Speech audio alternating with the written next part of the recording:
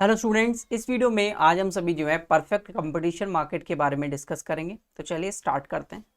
तो जब हम बात करते हैं परफेक्ट कंपटीशन मार्केट के बारे में, तो एक ऐसी मार्केट हम अज्यूम कर रहे हैं जहां पर बायर्स और सेलर्स जो हैं सेम प्रोडक्ट को सेम प्राइस पर जो है वो क्या कर रहे हैं, सेल कर रहे हैं। यानी कि यहाँ पर आपके पास प्राइस भी जो है कांस्टेंट रहने वाला है, प्राइस में कोई चेंज नहीं होने वाला।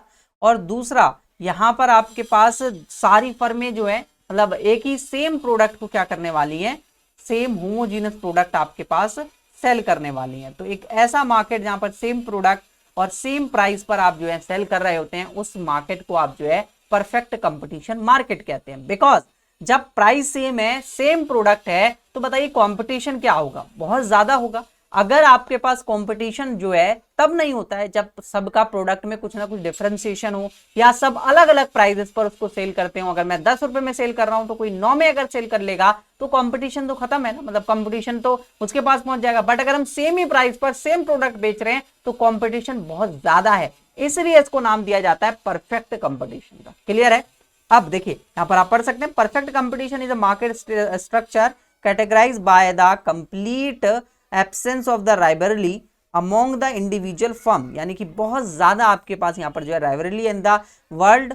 Perfect competition implies no rivalry among firms, firms के बीच में कोई भी राइवलरी नहीं पाई जाती। बट अगर आप देख लें कंप्लीटली, अगर आपके पास राइवलरी है मींस आपकी प्रतिद्वंदा है, यानी कि कंपटीशन है, सिंपल सी लैंग्वेज में हम कहें तो कंपटीशन है, तो आपके पास परफेक्ट कंपटीशन जैसा मार्केट जो है आपके सामने शो होगा। इसके अजम्पशन क्या है, कैसे आपके पास बनता है परफेक्ट कंपटीशन मार्केट? तो आपके पास यहाँ पर large number of sellers and producers दोनों ने चाहिए, मतलब यहाँ पर large number of firms producing selling a same product, दोनों प्रोडक्ट सेम कर रही हैं और होमोजेनस प्रोडक्ट है इनका, और बायर्स भी यहाँ पर बहुत सारे हैं। और देखिए सेम प्रोडक्ट है, इसके वजह से यहाँ पर परफेक्ट कंपटीशन मार्केट में फर्म्स जो हैं प्राइस टेकर होती हैं, प्राइस मेकर नहीं होती। और इनका डिमांड फंक्शन जो है इन इलास्टिक होता है, इन्फिनिटली इलास्टिक। यानी कि अगर आप इनका डिमांड फंक्शन बनाए तो इस तरीके से होता है इनका AR कर्व। बिकॉज इनका प्राइस तो कांस्टेंट रहता है, प्राइस में कोई चेंज नहीं हो सकता, और क्वांटिटी क्या हो सकती है, इंक्रीज हो सकती है। तो आप यहाँ पर देख सकते हैं इनका प्राइस का डिमांड कर्व कैसा होगा, perfectly in elastic. Because price constant है और सेम कांस्टेंट प्राइस पर आप चाहें तो जितनी चाहें उतनी यूनिट्स को क्या कर सकते हैं, सेल कर सकते हैं। इसलिए AR कर्व जो है परफेक्ट इलास्टिक कर्व आपके पास शो हो रहा है। ठीक है, क्लियर है? यहाँ पर बायर्स और सेलर्स दोनों को जो है परफेक्ट नॉलेज होती है प्राइस के बारे में, जिसके वजह से यहाँ पर जो है कंपटीशन बहुत ज्यादा बढ़ जाता है। एंट्री और एग्जिट पर कोई भी बैरियर नहीं होता, फर्म्स जो है फ्रीली एग्जिट कर सकती हैं, एंट्री कर सकती हैं इस मार्केट के अंदर। गवर्नमेंट का कोई रेगुलेशन नहीं है और ये जो है ऑटोमेटिकली चलती रहती हैं। ठीक है, परफेक्ट मोबिलिटी है फैक्टर्स ऑफ प्रोडक्शन की, यानी कि प्रोडक्शन के जो फैक्टर्स हैं वो कभी भी आ भी सकते हैं, जा भी सकते हैं। फर्म्स के अंदर जो है परफेक्ट मोबिलिटी का सिंपल सा मतलब आप ये समझ लीजिए कि हम प्रोडक्शन के लिए जितने चाहें उतने इनपुट्स का यूज कर सकते हैं। बट आपके पास जो प्राइस रहेगा प्रोडक्ट का या कॉस्ट रहेगी वो सेम ही रहेगी। बिकॉज कॉस्ट तो सेम रहेगी, बट अगर कॉस्ट डिफरेंट भी आती है लेकिन आप उसको सेम प्राइस पर ही क्या करेंगे, हर फर्म क्या करने वाली है, सेल करने वाली है। तो वहां पर प्राइस तो सेम रहता है। तो ये आपके पास हो गया क्या, परफेक्ट कंपटीशन मार्केट के कुछ एग्जांपल। ये सभी आपने पढ़े भी होंगे 11th-12th क्लास में। अब हम बात करते हैं इसके इक्विलिब्रियम की। तो जब हम बात करते हैं शॉर्ट रन इक्विलिब्रियम की, सबसे पहले शॉर्ट रन इक्विलिब्रियम। ठीक है, तो इक्विलिब्रियम को पढ़ने से पहले आपको समझना पड़ेगा कि फर्म जो है प्राइस को कैसे डिटरमाइन करती है। Price determination under perfect competition market. ठीक है, देखिए कैसे होता है, मैं इसको एक को आप डायग्राम बनाकर आपको बता देता हूं। ठीक है, सिंपल, अगर मैं कहूं कि ये मेरे पास एक ये कर्व है और एक यहाँ पर डिमांड फंक्शन और एक मैं यहाँ पर बनाऊंगा क्या कहते हैं, सप्लाई फंक्शन। तो दोनों की हेल्प से हम यहाँ पर जो है डिटरमाइन करते हैं। लाइक मैंने कहा कि यहाँ पर मैं क्वांटिटीज को दिखा रहा हूँ, यहाँ पर मैं प्राइस को शो कर रहा हूँ। अब परफेक्ट कंपटीशन मार्केट है, तो परफेक्ट कंपटीशन मार्केट में डिमांड और सप्लाई के बेस पर जो है डिसाइड होता है प्राइस। तो अगर आपके पास ये आपका डिमांड फंक्शन है और इसी तरीके से अगर आप एक सप्लाई फंक्शन यहाँ पर ड्रॉ कर दें, तो ये आपके पास सप्लाई फंक्शन है। तो डिमांड फंक्शन और सप्लाई फंक्शन जिस पॉइंट पर इंटरसेक्ट कर रहे होंगे, लाइक इस पॉइंट पर इंटरसेक्शन हो रहा है इनका, तो ये E पॉइंट आ रहा है और ये इक्विलिब्रियम पॉइंट है, और P यहाँ पर इक्विलिब्रियम प्राइस है और Q यहाँ पर इक्विलिब्रियम क्वांटिटी है। मींस आप कह सकते हैं कि जहां पर डिमांड और सप्लाई इक्वल होगी वहां पर परफेक्ट कंपटीशन मार्केट में प्राइस डिटरमाइन किया जाता है।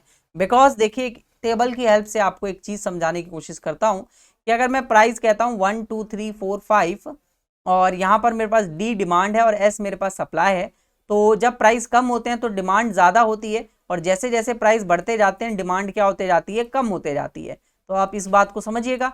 और जब प्राइस कम होता है तो सप्लाई क्या होती है, कम होती है और जैसे जैसे प्राइस बढ़ते जाता है वैसे वैसे सप्लाई आपके पास इंक्रीजिंग होते चली जाती है।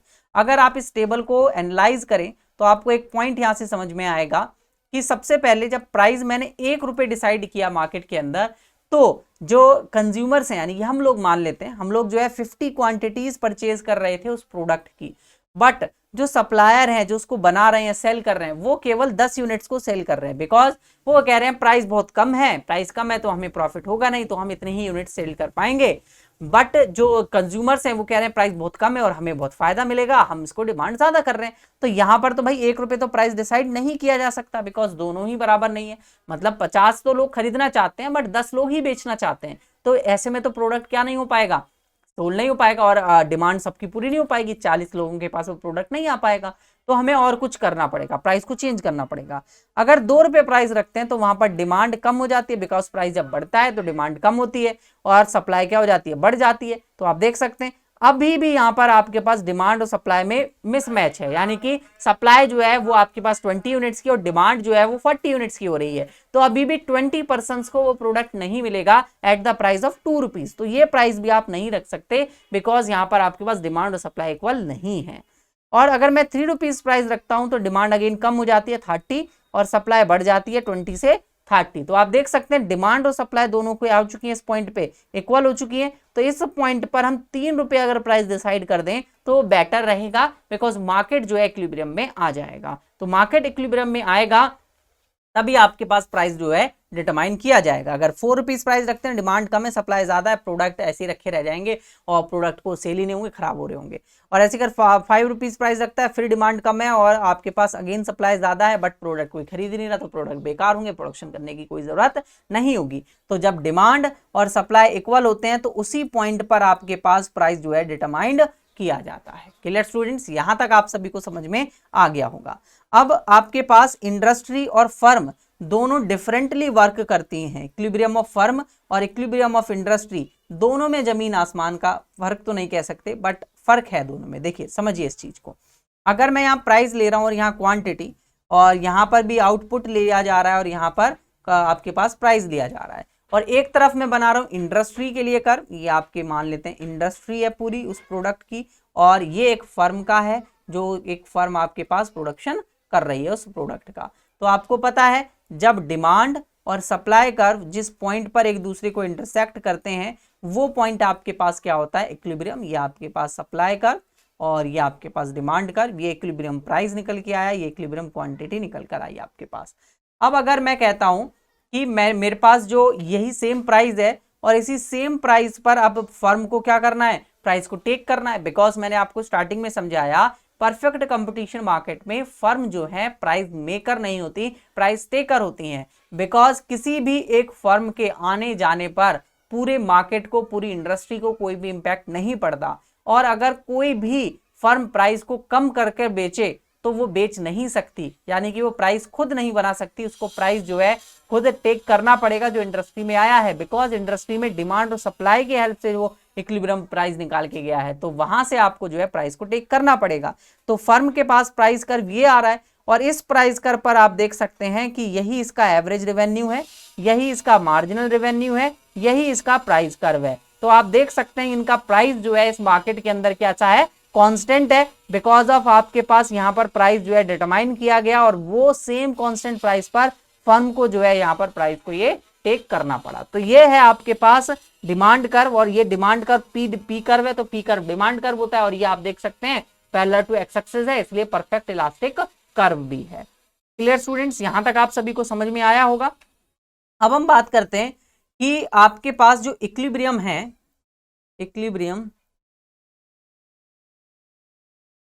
ठीक है, तो इक्विलिब्रियम को सबसे पहले हम शॉर्ट रन में समझते हैं। तो शॉर्ट रन इक्विलिब्रियम की जब भी आप बात करेंगे तो आप दो कॉन्सेप्ट्स की बात करेंगे। सबसे पहला आप टीआर और टीसी को देखकर मतलब इक्विलिब्रियम निकाल सकते हैं। दूसरी अप्रोच आपके पास होती है एमआर और एमसी की अप्रोच। तो देखिए दोनों अप्रोच ना थोड़ी डिफरेंट है। जब आप बात करते हैं टीआर टीसी अप्रोच की, तो यहां पर आप बात कर रहे हैं कि जब आपकी टोटल रेवेन्यू टोटल कॉस्ट के इक्वल होगी तो फर्म क्या होगी, इक्विलिब्रियम में होगी। मींस फर्म जितना टोटल अर्न कर रही है और जितना टोटल उसके पास कॉस्ट आ रही है, उस पॉइंट पर आप इसको इक्विलिब्रियम कह सकते हैं। और एमआर क्या कह रहा है, एमआर कह रहा है कि मार्जिनल रेवेन्यू को देखिए, एडिशनल कॉस्ट और एडिशनल रेवेन्यू, तब आप उसको इक्विलिब्रियम कीजिए। दोनों कॉन्सेप्ट अलग अलग कॉन्सेप्ट हैं। तो सबसे पहले कॉन्सेप्ट पे आज हम डिस्कस करते हैं। पहले आपके पास टीआर और टीसी के हेल्प से इस चीज को क्या कर रहे होते हैं, समझ रहे होते हैं। तो टीआर टीसी से जब आप इसको समझते हैं तो बेसिकली आप जब प्रॉफिट निकालेंगे तो प्रॉफिट निकालने के लिए आपके पास फॉर्मूला होगा टीआर माइनस टीसी। पाई यहां पर क्या है, प्रॉफिट है। पाई आपके पास यहां पर प्रॉफिट है और टीआर आपके पास टोटल रेवेन्यू और टीआर टीसी जो है टोटल कॉस्ट है। अगर मैं यहां पर दोनों के कर्व आपको ड्रॉ करके बताऊं तो ये आपके पास यहां पर हम आउटपुट ले रहे हैं, मींस क्यू ले रहे हैं, और यहां पर हम इसकी कॉस्ट और रेवेन्यू ले रहे हैं, कॉस्ट रेवेन्यू, और एक और चीज ले रहे हैं प्रॉफिट, कितना प्रॉफिट अर्न यहां पर हुआ है, बिकॉज हमने पाई भी लिया है। अब अगर मैं यहां पर आपके पास टीआर कर्व ड्रॉ करूं तो टीआर आपके पास इस तरीके से जाता है परफेक्ट कंपटीशन मार्केट में। परफेक्ट कंपटीशन मार्केट की हम बात कर रहे हैं तो परफेक्ट कंपटीशन मार्केट में टीआर कर्व ओरिजिन पॉइंट से ऊपर की ओर अपवर्ड स्लोपिंग होता है, बिकॉज आपके पास ये मानता है कि जितना ज्यादा हम यूनिट्स को सेल करेंगे उतना ज्यादा हमारे पास टोटल रेवेन्यू आएगा। कैसे आएगा, देखिए जैसे अगर मैं एक यूनिट सोल्ड करता हूं और एक यूनिट का प्राइस 10 रुपए है, तो 2 यूनिट सोल्ड करूंगा तो 20, 3 यूनिट सोल्ड करूंगा तो 30, 4 यूनिट सोल्ड करूंगा तो 40 रुपए मुझे रेवेन्यू मिल रहा होगा। तो ये मेरा टोटल रेवेन्यू होगा। तो इस तरीके से जो है टोटल रेवेन्यू यहां पर निकाला गया और टोटल रेवेन्यू कर्व इस तरीके से स्लोप्ड है। बट अगर मैं बात करता हूं टोटल कॉस्ट कर्व की, तो टोटल कॉस्ट कर्व आपके पास थोड़ा सा डिफरेंट होगा, बिकॉज टोटल कॉस्ट कर्व थोड़ा सा ऊपर से स्टार्ट होता है, अपने कॉस्ट वाले में पड़ा होगा। बिकॉज जब हमारे पास 0 यूनिट ऑफ आउटपुट हम कर रहे होते हैं तो वहां पर भी टोटल कॉस्ट कुछ ना कुछ होती है, जीरो नहीं होती। इस वजह से एक्स एक्सेस से थोड़ा ऊपर से स्टार्ट होगी आपका टोटल कॉस्ट कर्व, और ये इस तरीके से ऊपर की ओर जाते जाएगा कर्व। ये आपका टीसी कर्व है। अब इस तरीके का ही टीसी कर्व क्यों बनाया गया है, इस बात को जरा ध्यान से समझेंगे। स्टार्टिंग में आपकी जो प्रोडक्शन है, लॉ ऑफ वेरिएबल प्रोडक्शन के हिसाब से अगर आप देखें तो स्टार्टिंग में आपकी प्रोडक्शन इंक्रीजिंग रेट पर इंक्रीज होता है। तो जब प्रोडक्शन इंक्रीजिंग रेट पर इंक्रीज होगा तो आपकी कॉस्ट डिक्रीज होगी या फिर इंक्रीज होगी, इंक्रीज तो होगी आपकी कॉस्ट, बट रेट कैसा रहेगा, रेट रहेगा डिक्रीजिंग। देखिए समझते हैं इस बात को। अगर मैंने कहा कि एक यूनिट ऑफ इनपुट लगाने पर आपके पास 10 यूनिट और एक इनपुट दूसरा यूनिट लगाने पर आपके पास 22 यूनिट का प्रोडक्शन हो रहा है, तो देख सकते हैं आप इंक्रीजिंग रिटर्न आ रहा है। तो इंक्रीजिंग रिटर्न आएगा और आप कह रहे हैं कि हम जो है एक लेबर को मान लेते हैं 100 रुपए दे रहे हैं, तो 100 रुपए की कॉस्ट आपकी 100 रुपए की कॉस्ट आई है एक लेबर की, और स्टार्टिंग में एक यूनिट बना रहे हैं तो 10 रुपए 10 यूनिट बनाकर दिए, मींस 10 रुपए एक यूनिट की कॉस्ट आई है। बट अब आपके पास टोटल यूनिट 2 लेबर लगाने पर कितना यूनिट आ रहा है, 22 आ रहा है।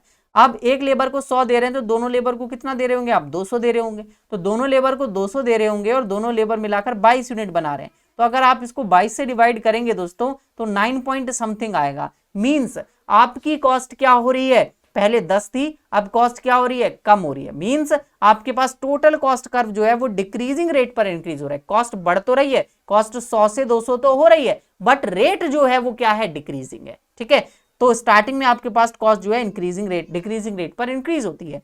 फिर जब आपका प्रोडक्शन डिक्रीजिंग रेट पर इंक्रीज होता है, मींस आपका प्रोडक्शन बढ़ने की जगह कम होता है, यानी कि आपका प्रोडक्शन अब यहां पर जैसे मैंने 22 यूनिट का, अब 22 यूनिट की जगह आपके पास 2 लेबर मिलाकर 18 यूनिट ही बना रहे हैं, तो 200 रुपए का खर्चा आ रहा है और यूनिट 18 रुपए की आपके पास बन रही है। तो अगर आप 18 से इसको डिवाइड करेंगे दोस्तों तो 10.5 समथिंग आएगा। तो आप देख सकते हैं आपकी कॉस्ट क्या हो गई, बढ़ गई। तो कॉस्ट आपकी बढ़ गई तो मींस आपका टोटल कॉस्ट कर्व बढ़ तो रहा है, बट कैसी रेट पर बढ़ रहा है, इंक्रीजिंग रेट पर बढ़ रहा है। यहां पर आपके पास total cost curve increasing rate पर इंक्रीज हो रहा है। ठीक है, क्लियर है। ये आपके पास यहां पर थोड़ा सा इसमें डिक्रीमेंट इंक्रीजमेंट देखने को मिल रहा है। ठीक है, और इसके बाद आपके पास कॉस्ट लगातार क्या होते जा रही है, इंक्रीज होते जा रही है। बट स्टार्टिंग में आपके पास यहां पर जो कॉस्ट लोअर है, लेकिन कॉस्ट अभी ज्यादा है रेवेन्यू से, इस वजह से यहां पर आपको क्या मिल रहा है, लॉस देखने को मिल रहा है। ये आपका लॉस है, ठीक है, मैं इसको देखिए प्रॉफिट कर्व की हेल्प से आपको समझाता हूं। नीचे मैं एक प्रॉफिट कर्व भी ड्रॉ कर लेता हूं। तो देखिए इस पॉइंट पर यहां तक आपके पास लॉस है, तो ये लॉस कर्व इस तरीके से प्रॉफिट कर्व जा रहा है। ठीक है, ये आपके पास प्रॉफिट कर्व जा रहा है। अब इसके बाद इस पॉइंट पर देखिए यहां पर आपके पास मैक्सिमम डिफरेंस है टोटल रेवेन्यू और टोटल कॉस्ट के बीच में, तो यहां पर आपको मैक्सिमम प्रॉफिट मिल रहा है। तो इस मैक्सिमम प्रॉफिट पर आपके पास जो प्रॉफिट कर्व है वो सबसे ऊपर टॉप पर है। फिर इस पॉइंट पर आपके पास अगेन दोनों ब्रेक इवन में आ चुके हैं, मतलब प्रॉफिट आपका जीरो हो चुका है। टोटल रेवेन्यू आपके पास टोटल कॉस्ट के इक्वल हो चुके हैं। देखिए ना, टोटल रेवेन्यू टीआर जो है टीसी के इक्वल है, मींस आपके पास टोटल रेवेन्यू और टोटल कॉस्ट बराबर है, आपको ना प्रॉफिट हो रहा है ना लॉस हो रहा है। तो आपका जो प्रॉफिट कर्व है वो जीरो शो कर रहा होगा, यहाँ पर जीरो होगा ना, यहाँ जीरो शो कर रहा होगा। इसके बाद ये नीचे लॉस में जाएगा, देखिए बिकॉज टोटल कॉस्ट अगेन बढ़ना स्टार्ट हो गई और टोटल रेवेन्यू कम है, तो टोटल रेवेन्यू कम है तो आपके पास लॉस हो रहा है यहाँ पर। ठीक है ना, तो ये आपके पास टोटल प्रॉफिट कर्व है, टीपीसी आप इसको लिख सकते हैं, total profit curve, total profit curve. ठीक है, टोटल प्रॉफिट कर्व जो कि ये शो कर रहा है कि स्टार्टिंग में आपके पास लॉस था, फिर यहां पर आपको प्रॉफिट हुआ और मैक्सिमम प्रॉफिट ये ए पॉइंट में ले देता हूं यहां हुआ, और यहां पर हम जीरो में है और इसके बाद अगेन दोबारा लॉस होना स्टार्ट हो चुका है। तो अगर मैं शेड करूं इस पार्ट को, तो ये लॉस वाला पार्ट आपका ये है, इसको इसके साथ यहां शेड कर देते हैं। फिर इसके बाद आपको जो प्रॉफिट हो रहा है, ठीक है, प्रॉफिट जो हो रहा है वो ये वाला पार्ट है, ग्रीन कलर से शो करते हैं प्रॉफिट, थोड़ा ग्रीन साइन जाएंगे। ठीक है, ये हुआ और ये प्रॉफिट है आपका, मीन्स यहाँ पर। और इसके बाद अगेन आपको लॉस होना स्टार्ट हुआ, तो लॉस आपके पास स्टार्ट होना हुआ है यहाँ पर, जहां पर आपकी टोटल रेवेन्यू जो है वो कम है, टोटल कॉस्ट ज्यादा है, तो कॉस्ट कर्व आपका देख सकते हैं आप नेगेटिव में यहाँ पर नीचे की ओर जा रहा है। तो ये फिगर आपको अच्छे से समझ में आई होगी और मैक्सिमम इनपुट मैंने आपको बता दिया और मैक्सिमम प्रॉफिट यहां पर आपको मिल रहा है जब आपके पास कॉस्ट सबसे मिनिमम है।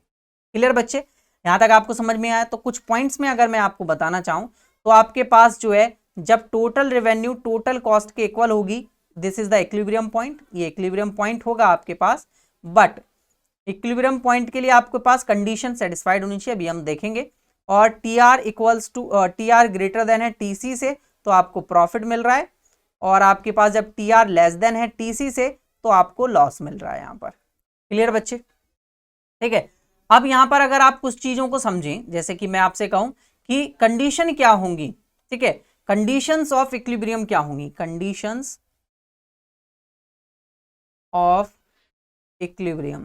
ठीक है, इक्विलिब्रियम की कंडीशंस क्या है? तो पहली तो कंडीशन ये है कि आपके पास T R equals to TC होना चाहिए, तभी आपको यहां पर इक्विलिब्रियम देखने को मिलेगा। दूसरी कंडीशन मैं ये कहूंगा कि ये होनी चाहिए कि आपके पास जो टीसी है इज इंक्रीजिंग, टीसी आपके पास क्या होना चाहिए, इंक्रीजिंग होना चाहिए। बिकॉज टीसी अगर डिक्रीजिंग हुआ, देखिए ध्यान से समझिएगा, टोटल कॉस्ट अगर डिक्रीजिंग हुई, आपके पास कम हो रही है, मींस आपके पास आप जो है और ज्यादा प्रॉफिट कमा सकते हैं। तो अगर आप और प्रॉफिट कमा सकते हैं तो क्या प्रोडक्शन को बंद करेंगे? क्या आपका वो इक्विलिब्रियम पॉइंट होगा? नहीं ना। इक्विलिब्रियम पॉइंट तो वो होगा ना जहां पर आप प्रोडक्शन को बंद करना चाहेंगे, तो वो जब होगा जब कॉस्ट ज्यादा बढ़ने लगेगी और लॉस होगा इसके बाद। तो देखिए अभी मैंने जो कर्व बनाया यहाँ पर, ये आप पॉइंट देखें तो यहां पर आपके पास पहले वाले पॉइंट पर, यानी इस पॉइंट पर, इसको ई नाम मैं दे देता हूं, इस पॉइंट पर आपको टी आर टीसी के इक्वल मिल रहा है। मींस आप ये कह देंगे क्या ये इक्विलिब्रियम पॉइंट है? नहीं कहेंगे।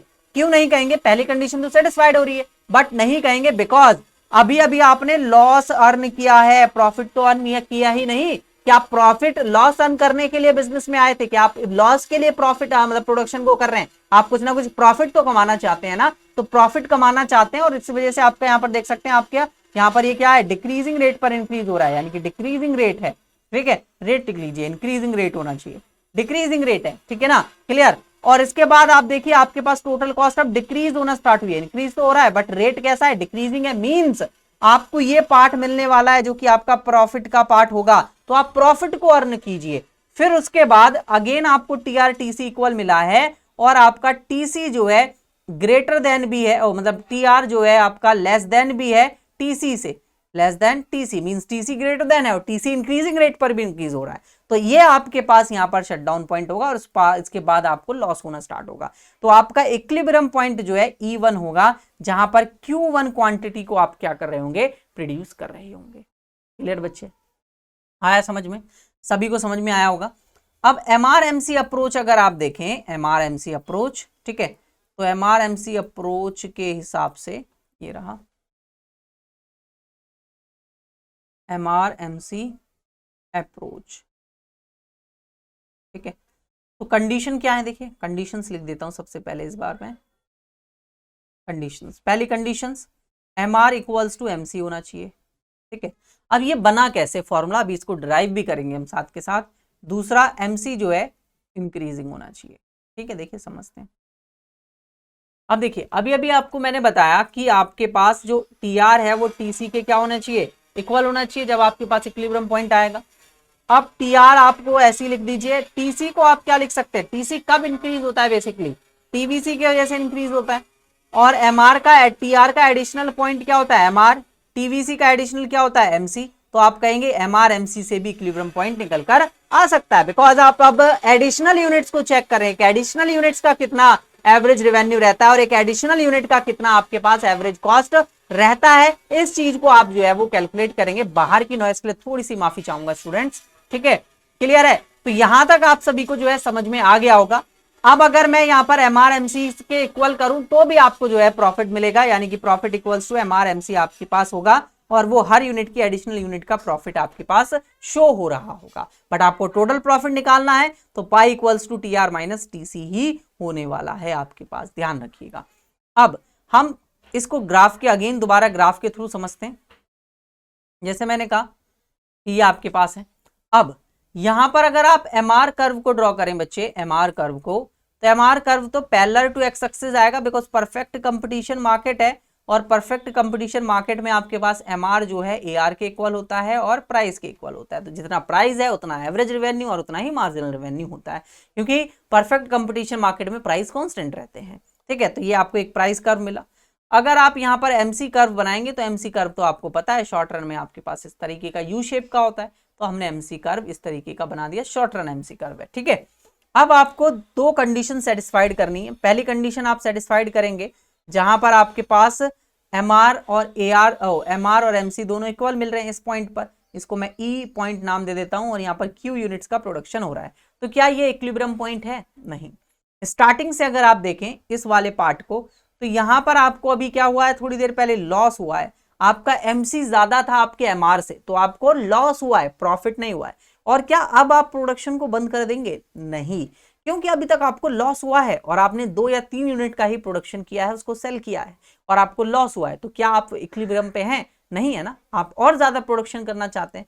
तो आप ज्यादा प्रोडक्शन करेंगे तो अब आप देखेंगे आपका प्रॉफिट बढ़ना स्टार्ट हो गया है। ये आपका सारा का सारा पार्ट क्या है, प्रॉफिट है। बिकॉज यहां पर अगर आप देखें तो आपके पास MR जो है यानी मार्जिनल रेवेन्यू ज्यादा है और मार्जिनल कॉस्ट आपकी लगातार कंटिन्यूअसली डिक्रीज हो रही है। तो आप कहेंगे इस पॉइंट पर, यहां पर इसको M नाम दे देता हूं, यहां पर आपको क्या मिल रहा होगा, मैक्सिमम प्रॉफिट मिल रहा होगा। बिकॉज आपकी जो MC कर्व है यानी कि मार्जिनल कॉस्ट कर्व है वो लोएस्ट पॉइंट पर है। तो जब MR लोएस्ट है और MC लोएस्ट है, सॉरी, MR जो है ज्यादा है आपके पास, तो प्रॉफिट मैक्सिमम होगा। और धीरे धीरे आपके पास प्रॉफिट फिर क्या है, होना स्टार्ट हुआ, डिक्रीज होना हुआ। और अगेन आपके पास दोबारा एक पॉइंट मिला जहां पर आपके पास Q1 क्वांटिटी सेल हो रही है, प्रोड्यूस हो रही है और यहाँ पर E1 पॉइंट इक्विलिब्रियम है और MRMC के आपके पास इक्वल है। तो क्या आप इसे इक्विलिब्रियम पॉइंट कहेंगे? बिल्कुल कह सकते हैं, बिकॉज यहां पर आप प्रॉफिट अर्न कर चुके हैं, मैक्सिमम यूनिट्स को भी आउटपुट कर चुके हैं और इसके बाद आपके पास ये जो पार्ट मिल रहा है यहां पर आपको लॉस भी होने वाला है। तो आप जो है लॉस होने वाला है तो आप यहां पर प्रोडक्शन को क्या कर देंगे, बंद कर देंगे। तो देखिए ये आपके पास लॉस वाला पार्ट था, ये भी आपके पास लॉस वाला पार्ट था। तो क्या आप इस लॉस वाले पार्ट में प्रोडक्शन करेंगे? नहीं ना, आप लॉस वाले पार्ट में प्रोडक्शन नहीं करना चाहेंगे, बिकॉज यहाँ तो आपको प्रॉफिट अर्न करने के लिए आप आए थे। तो मैक्सिमम प्रॉफिट तो आपको इस वाले पार्ट में अर्न हो चुका है और आपके पास कंडीशन भी सेटिस्फाइड हो रही है। पहली कंडीशन जहां पर MRMC के इक्वल होगा और MC इंक्रीजिंग है, तो आप देख सकते हैं MC कर्व इंक्रीजिंग कंटिन्यूअसली ऊपर की ओर जा भी रहा है। तो इस पॉइंट को आप अपना इक्विलिब्रियम पॉइंट यहां पर मान सकते हैं और ये आपका इक्विलिब्रियम पॉइंट होगा, बिकॉज यहीं पर आपको जो है मैक्सिमम यूनिट भी मिल जा रही है और MRMC के इक्वल भी हो रहा है। तो ये आपका इक्विलिब्रियम पॉइंट होगा। क्लियर है? यहां तक सभी स्टूडेंट्स को बहुत अच्छे से चीजें जो है समझ में आ गई होंगी होपफुली। अब हम आगे चलते हैं और चीजों को जो है डिस्कस करते हैं। अब हम बात करेंगे प्रॉफिट कितना कैसे अर्न किया जाता है, कैसे आप प्रॉफिट को देखते हैं, ठीक है। तो अगर मैं बात करूं शॉर्ट रन इक्विलिब्रियम्स में और हम अलग अलग कर्व्स को समझते हैं, सबसे पहले मैंने एक कर्व बनाया जहां पर ये आपके पास सेम MR MC कर्व है, MR AR और प्राइस कर्व है, ठीक है। और अगर मैं short run average cost curve और short run marginal cost curve यहाँ पर ड्रॉ करूँ, दूसरे कलर से ड्रॉ कर लेते हैं, ठीक है। तो ये आपके पास short run marginal cost curve है और short run marginal cost curve, और ये आपके पास short run average cost curve है। तो आपको पता है इक्विलिब्रियम पॉइंट आपको कहाँ मिल रहा है बच्चे, बताइए। इक्विलिब्रियम पॉइंट आपको यहाँ पर मिल रहा है, ठीक है। क्यू क्वांटिटी ई पॉइंट मैंने ले लिया। अब इस ई पॉइंट पर आपके पास एवरेज कॉस्ट जो शॉर्ट रन में इस इक्विलिब्रियम पॉइंट पे जो मिनिमम है वो कितना है, ये मिनिमम है। तो इस पॉइंट से अगर आप इस एवरेज कॉस्ट को देखें, ये आपके पास एवरेज कॉस्ट शो हो रही है, ठीक है, एवरेज कॉस्ट।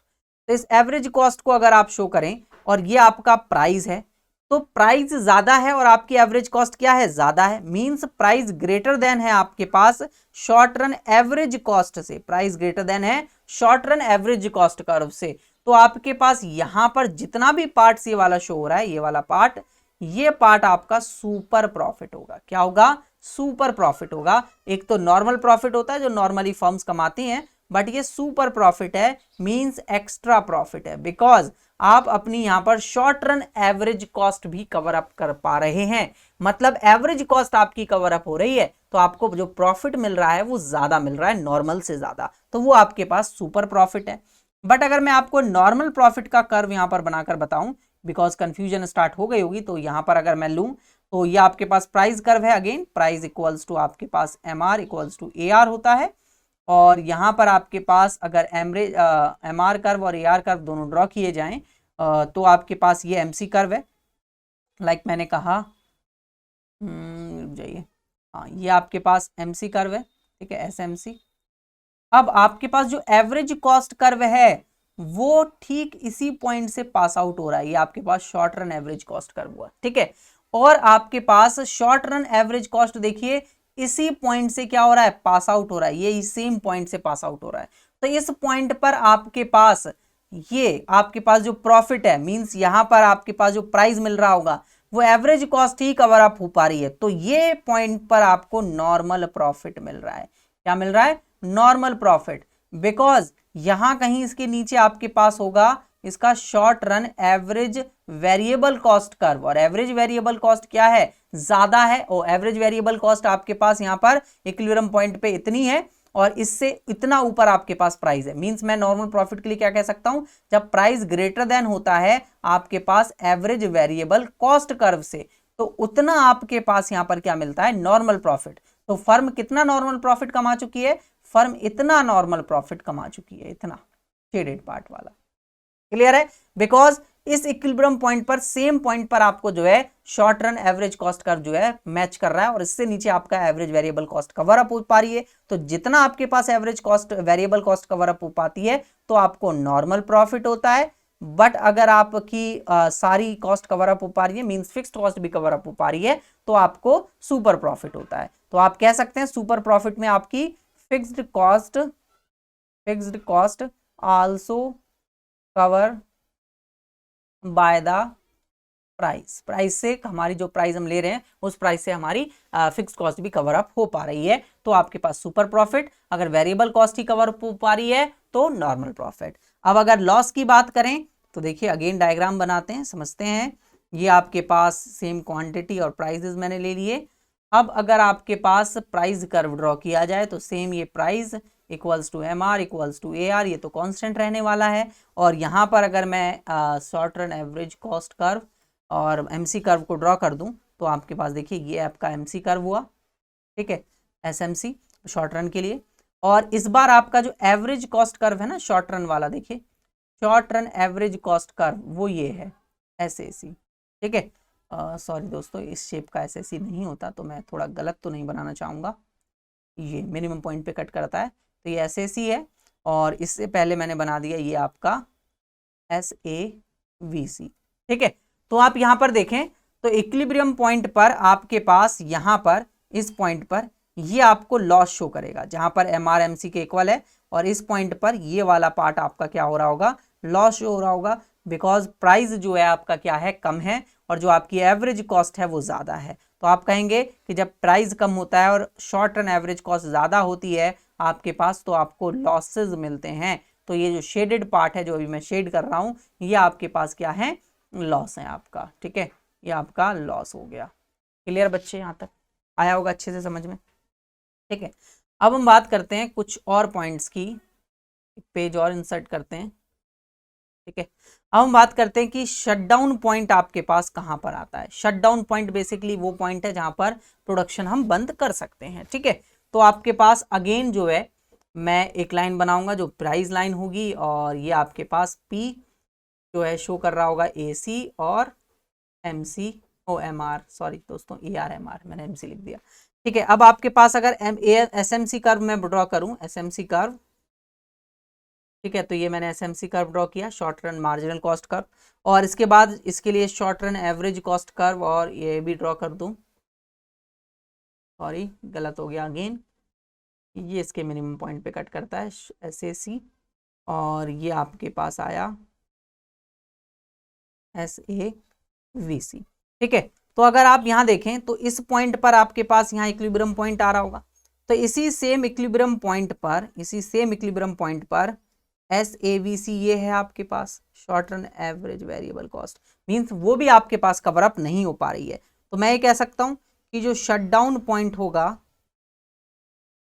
शटडाउन पॉइंट वो जब होगा जब प्राइस आपके पास short run average variable cost से कम हो, प्राइस उससे भी कम हो जाए, तो आप प्रोडक्शन को क्या करना चाहेंगे, यहाँ पर शट डाउन करना चाहेंगे। यहाँ पर अब आप और ज्यादा लॉस नहीं झेलेंगे, क्योंकि बिकॉज फिर लॉस आपके पास देखिए बढ़ते जाएंगे, ये आपकी एवरेज कॉस्ट आ रही है, तो लॉस आप जितना ले रहे हैं उससे भी ज्यादा लॉस आपको और आना स्टार्ट हो जाएगा। तो आप यहीं पर प्रोडक्शन को, और अगर इस पॉइंट पर अगर आप इक्विलिब्रियम देखें जहां पर ये मिनिमम है, तो आपके पास इतनी यूनिट्स का प्रोडक्शन हो रहा है सेम इस प्राइस पर, तो ये आपके लिए लॉसेस होगा, इस वजह से आप यहाँ पर शट डाउन करना चाहेंगे। ठीक है, शट डाउन पॉइंट के लिए ये वाली बात मैंने यहाँ पर लिख दी है। ठीक है, क्लियर है। और ब्रेक इवन पॉइंट भी होता है एक आपके पास, ब्रेक इवन पॉइंट। देखिए ब्रेक इवन पॉइंट का सिंपल सा मतलब क्या है, जब आपका प्राइस और आपकी एवरेज कॉस्ट जो है दोनों बराबर हो जाएं, तो आपके पास वहां पर ब्रेक इवन पॉइंट होगा। मींस आपके प्राइस और ना ही आपकी एवरेज कॉस्ट, आप कह सकते हैं ब्रेक इवन पॉइंट को नो प्रॉफिट नो लॉस। ठीक है, ना ही प्रॉफिट है ना ही लॉस है, एक ऐसी सिचुएशन आपके पास ब्रेक इवन पॉइंट यहां पर बना रही हो। क्लियर स्टूडेंट्स, अच्छे से समझ में आया होगा। तो शॉर्ट रन वाले जितने भी पॉइंट्स थे ना, मैंने आपके सामने डिस्कस कर दिए हैं। आई थिंक और पॉइंट्स आपके पास यहाँ पर नहीं बचे हैं। इक्विलिब्रियम मैंने वो भी शो कर दिया आपका, short TC AC MC AR के बारे में भी। ठीक है, नॉर्मल प्रॉफिट भी शो कर दिया, सुपर नॉर्मल प्रॉफिट भी, लॉसेस के बारे में भी डिस्कशन कर दिया। अब हमारे पास जो है बेसिकली अगर कुछ चार्ट आपको अगर मैं बनाकर बताऊं दोबारा से, तो सुपर प्रॉफिट का आपके पास, सुपर नॉर्मल प्रॉफिट या सुपर प्रॉफिट ले लीजिए, तो सुपर प्रॉफिट कब मिलेगा, जब आपको TR जो है TC से ज़्यादा हो, या फिर AR जो है आपका ज़्यादा हो AC से, AR ऐसे से भी देख सकते हैं। ठीक है, और अगर नॉर्मल प्रॉफिट की बात करें, तो नॉर्मल प्रॉफिट कब मिलेगा आपको, जब आपका TR जो है इक्वल्स टू TC के और AR इक्वल हो आपके AC के, क्योंकि बिकॉज एवरेज वेरिएबल कॉस्ट की वजह से नॉर्मल प्रॉफिट मिल रहा है ना आपको। और अगर आपको लॉस हो रहा है, तो लॉस कब हो रहा है आपको, जब TR आपका लेस देन है TC से, और आपके पास जो AR है वो लेस देन है आपके पास AC से। और अगर आप शटडाउन पॉइंट की बात करें, शटडाउन पॉइंट, तो शटडाउन पॉइंट आपको उस पॉइंट पे मिल रहा है जहां पर TR आपके पास TVC के इक्वल है, मींस AR आपके पास इक्वल है AVC के। ठीक है, क्लियर है। इन पॉइंट्स को आपको याद रखना है, और आपको एक चीज पता होगी, AR प्राइस के इक्वल ही होते हैं। तो आप ये मत सोचिएगा सर आपने भी ऊपर ऊपर PP आप लिखवाते हैं या AR लिखवा दिया, तो AR प्राइस के इक्वल ही होता है, तो मैं प्राइस भी लिख देता हूँ, कोई दिक्कत नहीं है। ठीक है, क्लियर है, कोई दिक्कत बच्चे यहाँ तक आप सभी को नहीं होगी, है ना। तो कंक्लूजन निकल कर आ गई ये वाले पार्ट्स, और शॉर्ट रन इक्विलिब्रियम्स आपके जो हैं कंप्लीट हो गए, शॉर्ट रन इक्विलिब्रियम्स। ठीक है, परफेक्ट कंपटीशन मार्केट में लॉन्ग रन इक्विलिब्रियम कैसे होता है इसके बारे में जो है समझेंगे। तो चलिए देखिए स्टार्ट करते हैं। तो जब हम शॉर्ट रन इक्विलिब्रियम की बात करते हैं, तो शॉर्ट रन में आपने इक्विलिब्रियम पढ़ा था परफेक्ट कंपटीशन मार्केट के अंदर, और फर्म्स का और पूरी इंडस्ट्री का। तो जब हम पूरी इंडस्ट्री के इक्विलिब्रियम के बारे में बात करते हैं, तो इंडस्ट्री का इक्विलिब्रियम वहाँ पर आता है जहां पर आपके पास डिमांड और सप्लाई इक्विलिब्रियम पे आ रही होती है, इक्वल आ रही होती है।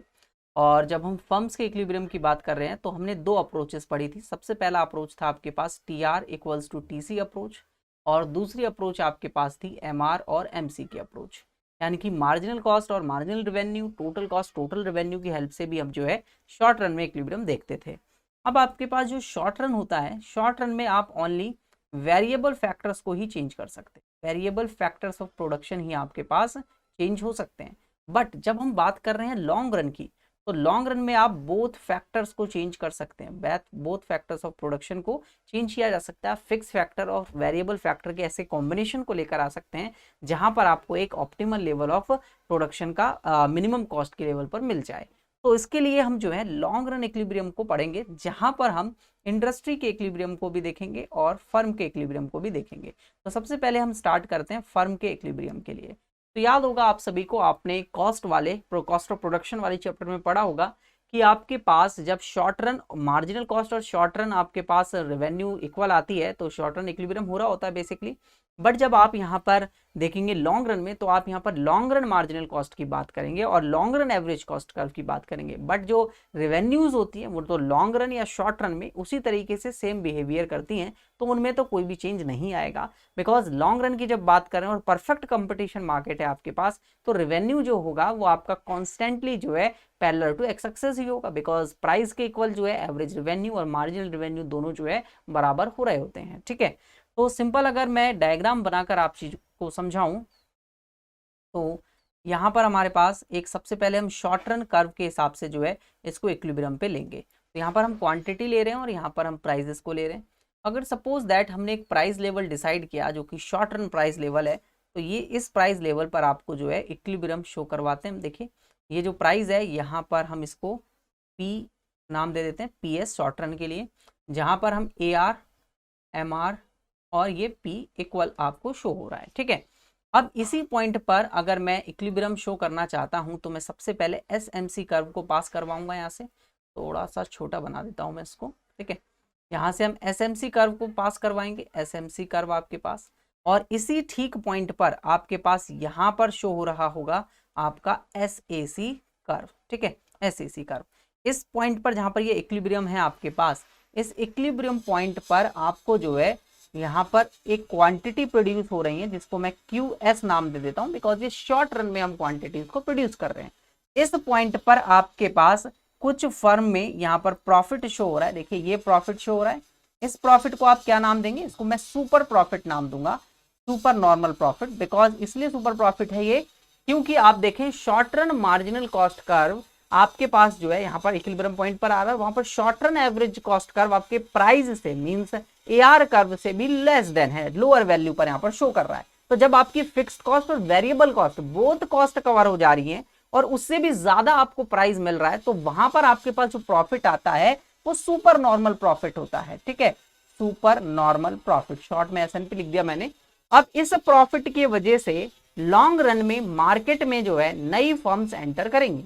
अब जब नई फर्म्स की एंट्री होगी तो उसके वजह से प्राइसेस डाउन जाएंगे मार्केट के अंदर, वहां पर कॉस्ट जो है वो लोएस्ट पॉइंट पर जाएगी, जिसके वजह से प्राइसेस डाउन जा रहे होंगे। देखिए अगर मैं मार्केट के अंदर और फर्म एंटर करवाता हूं तो उसके बाद धीरे धीरे हमारे पास सबका अलग अलग जो है short run marginal cost curve होगा और सबका एक short run average cost curve होगा। तो जैसे आपने पढ़ा होगा ना एनवेलप कर्व, मैंने आपको पढ़ाया था, वहां पर एनवेलप कर्व में हम क्या करते थे, short run average cost curves को मिलाते थे उनके मिनिमम पॉइंट पर, जहां पर एक ऑप्टिमम लेवल ऑफ आपको प्रोडक्शन मिल रहा होता हर यूनिट का, उस लेवल के अगर आप पॉइंट को देखते थे तो वहां पर आपको एक ऐसा पॉइंट मिलता था, लाइक मैं इस चीज की बात कर रहा हूं कि यहाँ पर हमने एक LAC बनाया था, long run average cost curve, यहाँ पर हम बहुत सारे SAC बनाते थे इस तरीके से, और ये जो मिनिमम पॉइंट पर आता था SAC सबसे मिनिमम वाला, वो LAC के भी मिनिमम पॉइंट को शो करता था। इस तरीके से हमने बनाया था ना ये अलग अलग प्रोडक्शन के लेवल पर। तो यहीं पर वही कॉन्सेप्ट सेम लगेगा कि जब आपके पास इस तरीके के इक्विलिब्रियम पॉइंट को आप लेते हुए आएंगे। देखिए जैसे कि ये आपका short run average cost curve है, तो इसी short run average cost curve से मैं पास करते हुए एक LAC कर्व यहाँ पर ड्रॉ कर देता हूँ। ये थोड़ा सा स्मूथ कर्व हम इसको ड्रॉ कर दे, ये आपके पास एक LAC कर्व जो है ड्रॉ हो जाता है। अब ये जो LAC कर्व है आपके पास, यहाँ पर अलग अलग पॉइंट पर, जैसे यहाँ पर मैं बहुत सारे एसएसी कर्व जो है ड्रॉ कर सकता हूँ और यहाँ पर ये अलग अलग मिनिमम पॉइंट को शो कर रहे होंगे। बट लॉन्ग रन में सबसे मिनिमम कॉस्ट जो है अभी के लिए मैं ये मान के चलता हूँ कि इस पॉइंट पर है। तो इस पॉइंट पर मैं एक सबसे पहले प्राइस लाइन को यहाँ पर कट करते हुए ड्रॉ कर लेता हूँ। ठीक है, तो यहाँ पर हम एक प्राइस लाइन को कट करते हैं, जो कि प्राइस लाइन जो है इस पॉइंट से बिल्कुल एग्जैक्ट होगी और इसको हम पीएल नाम दे देते हैं बिकॉज लॉन्ग रन का प्राइस है ये। और यहाँ पर जो क्वांटिटी प्रोड्यूस हो रही है वो हम उसको नाम दे देते हैं क्यूएल बिकॉज लॉन्ग रन की क्वांटिटीज प्रोड्यूस हो रही है और यहाँ लॉन्ग रन इक्विलिब्रियम आ रहा है। और इस पॉइंट पर आपके पास जो आपका एलएमसी है, उससे पहले एसएमसी आप बनाएंगे, तो ये आपके पास एसएमसी पॉइंट आ रहा है, एसएमसी कर्व आ रहा है। ठीक है, इसको थोड़ा सा और स्टीप बनाते हैं बिकॉज यहाँ पर इसको हम एक और कर्व भी बनाएंगे। तो ये आपके पास एसएमसी कर्व आ रहा है और इस एसएमसी पर ही आपके पास एलएमसी कर्व जो होगा वो भी इसी सेम पॉइंट पर कर्व कट कर रहा होगा, एसएसी कर्व भी। ठीक है, तो यहाँ पर आपके पास ठीक इक्विलिब्रियम मिल रहा है इस पॉइंट पर लॉन्ग रन के अंदर। तो लॉन्ग रन के अंदर जब तक इक्विलिब्रियम नहीं आएगा, जब तक long run average cost curve और long run marginal cost curve यहाँ पर एक दूसरे को कट ना कर रहे हो। तो यहाँ पर long run average cost curve तो आपने बनाया और long run average cost curve को यहाँ पर मैं पास आउट कट करवा देता हूँ long run marginal cost curve से। थोड़ा सा एसी के साथ मिल गया है, आपको मैंने रेड लाइन से ड्रॉ कर दिया ताकि आपको अलग दिख जाए। तो ये आपके पास एलएमसी कर्व है और एलएमसी कर्व एलएसी कर्व को जिस पॉइंट पे कट कर रही है ना तो प्रॉफिट हो रहा है ना तो लॉस हो रहा है, ब्रेक इवन पॉइंट बेसिकली देखने को मिल रहा है बिकॉज आपकी फिक्स कॉस्ट कवर अप हो जा रही है जो आप प्राइस चार्ज कर रहे हैं। यानी कि यहाँ पर आप जो एआर और एमआर जो इक्वल है प्राइस के, जो आप यहाँ पर पीएल प्राइस चार्ज कर रहे हैं, इस प्राइस लेवल पर आपके पास जो है आपको नो प्रॉफिट और नो लॉस की सिचुएशन मिल रही है। और यहाँ पर जो एलएसी है, एलएसी का मिनिमम पॉइंट भी है, तो एलएसी का मिनिमम पॉइंट भी है, तो लॉन्ग रन के पास आपको जो है लोएस्ट कॉस्ट का ऑप्शन भी देखने को यहाँ पर मिल जा रहा है। तो सिंपल लैंग्वेज में अगर हम कहें तो अगर मार्केट लॉन्ग रन इक्विलिब्रियम में आती है फर्म, तो फर्म का लॉन्ग रन इक्विलिब्रियम जब आएगा जब long run average cost curve marginal revenue, average revenue और प्राइस कर्व के इक्वल होगा। ठीक है, और उसी पॉइंट पर आपको नो प्रॉफिट लॉस की सिचुएशन शो होनी चाहिए बिकॉज जब आपको सुपर नॉर्मल प्रॉफिट शो होगा तो फर्म्स जो है वो धीरे धीरे एंटर करेंगी मार्केट के अंदर। बट जब प्राइस डाउन होने लग जाएगा और फर्म का सुपर नॉर्मल प्रॉफिट जो पूरी इंडस्ट्री में हो रहा था वो खत्म होते जाएगा धीरे धीरे, तो प्रॉफिट वाइप आउट हो रहा होगा, जिसके वजह से आपके पास फर्म्स जो है धीरे धीरे एग्जिट करना स्टार्ट करेंगी। उसको अभी मैं एक एक्स्ट्रा कर्व बनाकर आपको समझाऊंगा कि फर्म एंटर कब करती है, तो इंडस्ट्री किस तरीके से बिहेव कर रही होती है, और फर्म जब एग्जिस्ट कर रही होती है मार्केट के अंदर से तो किस तरीके से फर्म बिहेव, पूरी इंडस्ट्री किस तरीके से बिहेव कर रही होती है, उसके लिए भी एक तरीके से हम कर्व बनाकर समझेंगे अभी। तो ये तो आपको अभी समझ में आया होगा कि किस तरीके से हमने इसको जो है समझा, इक्विलिब्रियम आया। अब अगर मैं बात करता हूं कि फर्म एंटर कर रही है मार्केट के अंदर, फर्म की एंट्री हो रही है, तो यहां पर आप लिखिए, ठीक है, फर्म एंट्री।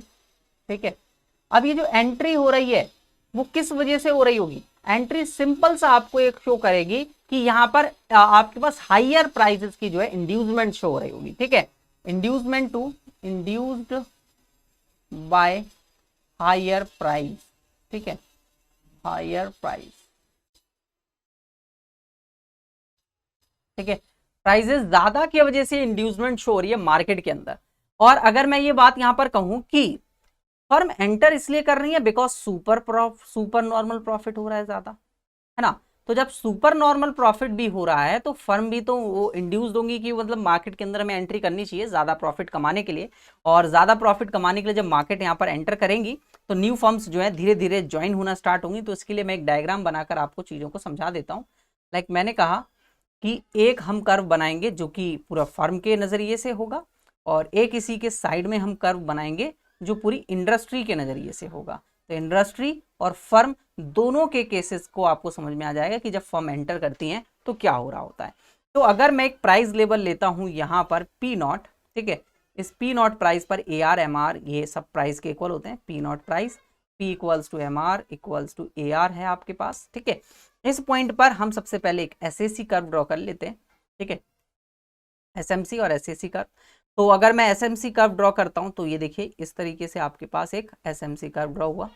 इस एसएमसी के पॉइंट पर यहां से मैं, ये इक्विलिब्रियम पॉइंट आ रहा है, इसको आप कुछ भी नाम दे सकते हैं, ई नाम दे दीजिए, सपोज दैट हमने इसको ई नाम दिया, जहां पर आप जी के पास जो है क्यू नॉट क्वांटिटीज प्रोड्यूस हो रही हैं। अब इसी के बाद अगर मैं जो है यहाँ पर एक कर्व ड्रॉ करूं जो कि एसएसी है। अब एसएसी कर्व अगर ड्रॉ करते हुए जाएं तो ये इसके मिनिमम पॉइंट पर शो होगा एसएसी कर्व। अब इस एसएसी कर्व पर अगर आप देखें तो यहां पर ये कट कर रहा है, यहां पर आपके पास एक प्राइस नजर आ रहा है जिसको मैं नाम दे रहा हूं यहां पर P1, ठीक है। और ये जो पूरा एरिया आ रहा है ना आपके पास, ये वाला एरिया देखिए, मिनिमम एसएसी आपके पास अगर इक्विलिब्रियम पॉइंट से नीचे होता है, इक्विलिब्रियम पॉइंट जहां पर मिल रहा है और जहां पर आपके पास प्राइस और AR-MR कर्व है, उससे नीचे आपके पास एसएसी कर्व शो हो रहा है, तो आपके पास जो ऊपर का रीजन होगा जो कि अभी मैंने शेड करा रेड कलर से, वो सारा का सारा पार्ट आपके पास शो करता है कि फर्म के अंदर इतना प्रॉफिट हो रहा है, मतलब इतना सुपर नॉर्मल प्रॉफिट जो है फर्म के अंदर आ रहा है। तो मैं इसको एक्स्ट्रा सुपर नॉर्मल प्रॉफिट नाम दे सकता हूं या सुपर नॉर्मल प्रॉफिट कह सकते हैं। तो आपको मैं यहां पर कह देता हूं कि ये जो है एक्स्ट्रा नॉर्मल प्रॉफिट है। अब ये एक्स्ट्रा नॉर्मल प्रॉफिट ही है जो फर्म को यहां पर इस इंडस्ट्री में एंटर करने के लिए मजबूर कर रहा है। मतलब यहां पर फर्म्स को दिख रहा है कि एक्स्ट्रा प्रॉफिट हो रहा है, तो क्यों ना हम एंटर करें इस इंडस्ट्री में और हम भी ज्यादा प्रॉफिट को जो है क्या कर सकते हैं, अर्न कर सकते हैं। तो यहां पर इंडस्ट्री में और लोग जो है आएंगे और यहां पर इंडस्ट्री कैसे बिहेव कर रही होगी उसके लिए भी यहां पर हम जो है डिमांड कर्व और सप्लाई कर्व की हेल्प से इस चीज को समझते हैं। देखिए, सबसे पहले मैं डिमांड कर्व ड्रॉ कर लेता हूं। तो डिमांड कर्व हमारे पास ये रहा डिमांड कर्व। ये डिमांड कर्व जो है सप्लाई कर्व को, जहां पर प्राइस P0 ही है, आपके पास स्टार्टिंग का प्राइस P0 ही है, उस पर यहां पर कट करना चाहिए, ठीक है। तो मैं इसको यहां पर सप्लाई कर पाऊँ, मतलब बेसिकली इनिशियल आपके पास यहां पर शो हो रहा होगा इंडस्ट्री इनिशियल लेवल पर कहां पर है। तो इनिशियल लेवल पर इंडस्ट्री जो है इस प्राइस पर है, ठीक है। और ये आपके पास डिमांड कर्व हो गया और ये आपका जो है सप्लाई कर्व है जिसको मैंने SS कर्व से शो किया हुआ है, ठीक है। अब इस पॉइंट पर आपके पास यहां पर शो हो रहा है। अब प्राइस जो है हायर था, प्राइस हायर था, इस वजह से ज्यादा मार्केट में फर्म आई थी। तो जैसे धीरे धीरे फर्म्स आना स्टार्ट हुई, मार्केट के अंदर जो एक्स्ट्रा प्रॉफिट था, जो न्यू फर्म ज्वाइन कर रही थी, उनके वजह से यहां पर जो एक्स्ट्रा प्रॉफिट है वो धीरे धीरे खत्म होना स्टार्ट हुआ। प्रॉफिट जो सुपर नॉर्मल प्रॉफिट था वो वाइप आउट हुआ और super normal profit wipe out होने की वजह से प्राइसेस कम हो गए। प्राइसेस कम होने का एक और रीजन है, जब मार्केट के अंदर इंडस्ट्री के अंदर ज्यादा फर्म्स एंटर हुई तो उन्होंने सप्लाई को बढ़ा दिया। बिकॉज एक फर्म अगर 10 यूनिट बनाती है तो दो फर्म 20 यूनिट बनाएंगी, 30 यूनिट बनाएंगे, तो सप्लाई बढ़ेगी मार्केट के अंदर। तो जब सप्लाई बढ़ी मार्केट के अंदर तो सप्लाई कर्व जो है वो राइटवर्ड शिफ्ट हुआ। तो फॉरवर्डली या राइटवर्ड आप इसे कह सकते हैं। तो इसमें राइटवर्ड शिफ्ट आपको देखने को मिला और इस P1 के इक्वल ही यहां पर मैं शिफ्ट करूंगा, तो मैं इसको यहां पर उतना ही चेंज करूंगा, ठीक है। तो इसके इक्वल सेम S1 और S1 आपके पास इसमें जो है चेंज देखने को मिला। जहां पर स्टार्टिंग में आपके पास यूनिट प्रोड्यूस हो रही थी X0 या N0 आप इसे कह सकते हैं, कुछ भी लिख दीजिए। अब यूनिट आपके पास ज्यादा सप्लाई हो पा रही है मार्केट के अंदर, X1 ज्यादा सप्लाई को शो कर रहा है और प्राइसेस मार्केट के अंदर क्या हो चुके हैं, लो हो चुके हैं। अब देखिए सिंपल सा केस आपको यहां तक समझ में आया। सुपर नॉर्मल प्रॉफिट था स्टार्टिंग में शॉर्ट रन में, लॉन्ग रन में सुपर नॉर्मल प्रॉफिट बढ़ते ही चला गया, जिसकी वजह से न्यू फर्म्स लॉन्ग रन में आई और कॉस्ट कम हुई मार्केट के अंदर। बिकॉज कॉस्ट कम होने का रीजन ये है कि ज्यादा फर्म आएंगी तो कॉस्ट ऑटोमेटिकली पर प्रोडक्शन की कम हो जाएगी, एवरेज कॉस्ट शॉर्ट रन के बेस पर। और जैसे ही नई फर्म जो है एंटर करेंगी मार्केट के अंदर, जैसे ही नई फर्म मार्केट के अंदर एंटर कर रही होंगी तो वहां पर आपके पास यहां पर इस पॉइंट पर प्राइसेस का लेवल जो है कम हो जाएगा। बिकॉज जब सप्लाई आप इंक्रीज करेंगे मार्केट के अंदर, ज्यादा फर्म बढ़ने से सप्लाई बढ़ेगी और सप्लाई बढ़ने से प्राइसेस मार्केट के अंदर कम हो जाएंगे। अब जैसे ही प्राइसेस कम हुए वैसे ही फर्म्स में जितने भी मार्केट के अंदर इंडस्ट्री के अंदर जितने भी फर्म्स थी वो फर्म्स को एग्जिट करना स्टार्ट कर देंगी। तो यहां पर सेकंड पॉइंट आपका यहां पर स्टार्ट होता है कि फर्म के अंदर एग्जिट कैसे होगा, ठीक है। न्यू पेज हम एक इंसर्ट करते हैं। तो सेकंड आप कह सकते हैं कि फर्म्स के अंदर अब एग्जिट होना स्टार्ट हो जाएगा, ठीक है। एग्जिट,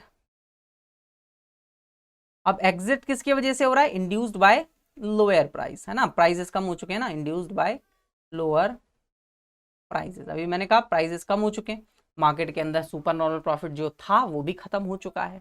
तो अब मार्केट से फर्म्स जो है एग्जिट लेना स्टार्ट कर देंगे। तो कैसे लेंगे जरा समझते हैं। देखिए डायग्राम बनाकर दोबारा से एक बार और। तो दोबारा सबसे पहले हम फर्म के लिए डायग्राम बनाएंगे और इंडस्ट्री के लिए भी डायग्राम बनाएंगे, ठीक है। तो ये आपके पास सबसे पहले यहाँ पर हम फर्म ले लेंगे और इस वाले ग्राफ में हम जो है इंडस्ट्री को ले लेंगे। ये आपके पास इंडस्ट्री है यहाँ पर, ठीक है, इसी सेम मार्केट की। यहाँ पर प्राइजेस हैं, यहाँ पर क्वांटिटी है, यहाँ पर सेम प्राइजेस, यहाँ पर सेम क्वांटिटीज, ठीक है।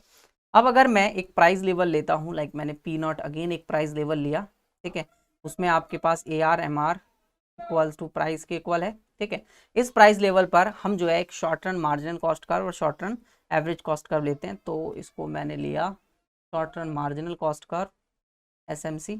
ठीक है, ये SMC है आपके पास। इस SMC पर हम एक एवरेज वेरिएबल कॉस्ट को कर्व को यहाँ पर पास थ्रू करवा देते हैं इस पॉइंट से। तो लाइक मैंने कहा कि ये आपके पास एक SVC या SAVC कर्व गया है, short run average variable cost curve. इस पॉइंट पर इस पॉइंट पर को आप A नाम दे सकते हैं, इस A पॉइंट नाम दे दीजिए और यहाँ पर X नॉट आपके पास यूनिट्स जो है प्रोड्यूस हो रही हैं। सॉरी दोस्तों, यहाँ पर जो है इसको मैं P1 नाम दे रहा हूँ। ठीक है, या रुक जाइए, मैं इसको दोबारा से ही ड्रॉ कर देता हूँ। ठीक है, Q नॉट के अकॉर्डिंग। तो Q नॉट के अगर अकॉर्डिंग हमें P नॉट के अकॉर्डिंग ड्रॉ करना है तो SVC कर्व यहाँ से ड्रॉ हो रहा है, SAVC कर्व यहाँ पर कट कर रहा है। इसको आप A पॉइंट नाम दे दीजिए और यहाँ पर आपके पास Q नॉट क्वांटिटी प्रोड्यूस हो रही हैं। तो यहाँ पर आपके पास Q नॉट क्वांटिटी प्रोड्यूस जो हो रही हैं वो यहाँ पर इतना इक्विलिब्रियम पॉइंट शो कर रही होगी मार्केट के अंदर। तो यहाँ पर आप देखेंगे कि फार्म के पास जो भी सुपर नॉर्मल प्रॉफिट था ना वो खत्म हो चुका है। सुपर नॉर्मल प्रॉफिट यहाँ पर बिल्कुल भी नहीं है। अब इस पॉइंट को अगर आप एक और कर्व में इसके ऊपर ड्रॉ करता हूँ जो कि आपके पास शो कर रहा होगा आपके पास short run average variable cost, average cost को SAC, short run average cost को। तो यहाँ पर B पॉइंट पर ये टच कर रहा है इसको, और इस B पॉइंट पर अगर आप देखें तो क्वांटिटी Q1 प्रोड्यूस हो रही है और मार्केट के अंदर प्राइस लेवल जो है वो कितना है, P1 है। मार्केट के अंदर प्राइस लेवल जो है अगर मैं ड्रॉ करूं तो वो P1 प्राइस लेवल जो है मार्केट के अंदर हो चुका है।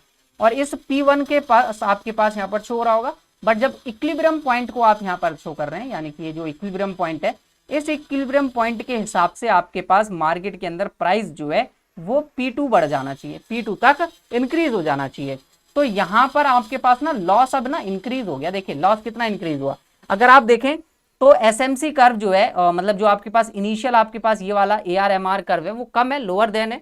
तो उस वैल्यू पर आपके पास अगर मैं यहाँ पर एक कर्व ड्रॉ कर रहा हूँ जो कि P1 से पॉइंट से थ्रू पास आउट होते हुए जा रहा है, और ये P1 का लिए आपके पास ARMR कर्व हो गया। ठीक है, तो ये MR AR curve, AR equals to MR equals to price है। ठीक है, तो इस पॉइंट के हिसाब से अगर आप देखें तो यहाँ पर इक्विलिब्रियम आ रहा है पहले, और पहले इनिशियली यहाँ था, अब यहाँ पर इक्विलिब्रियम पॉइंट आ रहा है जहाँ पर आपके पास ब्रेक इवन पॉइंट एक नजर आ रहा है। तो इसके हिसाब से अगर आप देखें तो टोटल फर्म में जो है इतना पार्ट जो मैं अभी शेड कर रहा हूँ ये पार्ट जो है लॉस है, ये पूरा क्या हो चुका है, फर्म के अंदर लॉस हो चुका है। इतना लॉस जो है मार्केट के अंदर फर्म को जो है बियर करना पड़ रहा है, और इस लॉस के बेसिस पर यहाँ पर ये इक्विलिब्रियम आ रहा है। और अगर इंडस्ट्री में अगर आप बिहेवियर देखें इस चीज का तो आपके पास ये डिमांड कर्व है। ठीक है, सबसे पहले हमने DD एक डिमांड कर्व शो किया और इसके साइड में हम एक सप्लाई कर्व ड्रॉ करते हैं, और ये इनिशियल प्राइस लेवल P0 था तो आप P0 प्राइस लेवल पर ही इसको लेंगे। ठीक है, तो मैं P0 प्राइस लेवल से ही इनिशियली सप्लाई कर्व जो है अपना पास थ्रू करवाऊंगा।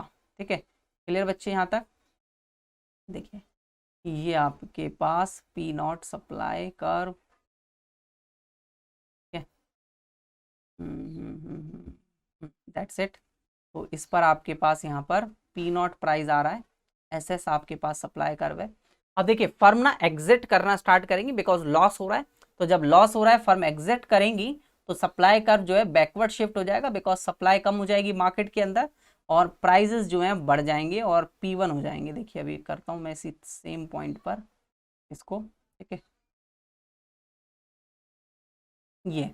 ये आपके पास नया सप्लाई कर्व होगा S1 और S1। ठीक है, जहां पर पहले आपके पास क्वांटिटी X नॉट प्रोड्यूस हो रही थी, अब आपके पास क्वांटिटी कम हो जाएंगी मार्केट के पूरी इंडस्ट्री के अंदर, क्योंकि X1 पहले X नॉट था अब X1 है, और प्राइस भी मार्केट के अंदर बढ़ चुका हो क्योंकि फर्म जा चुकी हैं तो सप्लाई का बैकवर्डली शिफ्ट होगा और प्राइजेस मार्केट के अंदर बढ़ जाएंगे। तो लोअर प्राइजेस की वजह से एग्जिट करा था फर्म ने और मार्केट के अंदर दोबारा से अगेन प्राइजेस जो है बढ़ जाएंगे, फिर ये ना दोबारा से सुपर नॉर्मल प्रॉफिट हो सकता है। सिचुएशन करता है मार्केट की, डिपेंड करता है मार्केट की सिचुएशन पे कि ये बढ़ेगा कि नहीं बढ़ेगा। बट अभी के लिए आप ये समझ लीजिए कि मार्केट के अंदर ये सिचुएशन जो है शो कर रही है, जहां पर स्टार्टिंग में आपके पास फिक्स्ड कॉस्ट कवर अप नहीं हो रही थी, मतलब कवर अप हो जा रही थी अगर आप ये वाला लेते हैं, बट यहाँ पर आपके पास ब्रेक या शटडाउन पॉइंट नजर आ रहा था, और इससे ऊपर अगर आप जाएं तो ब्रेक इवन पॉइंट यहाँ पर नजर आ रहा है B पॉइंट पर, जहां पर आपके पास अगर प्राइस लेवल देखें तो ये इतना आ रहा है, और उससे भी ऊपर अगर आप देखें इक्विलिब्रियम पॉइंट जो इनिशियल पहले वाला था जो शटडाउन पॉइंट था बेसिकली,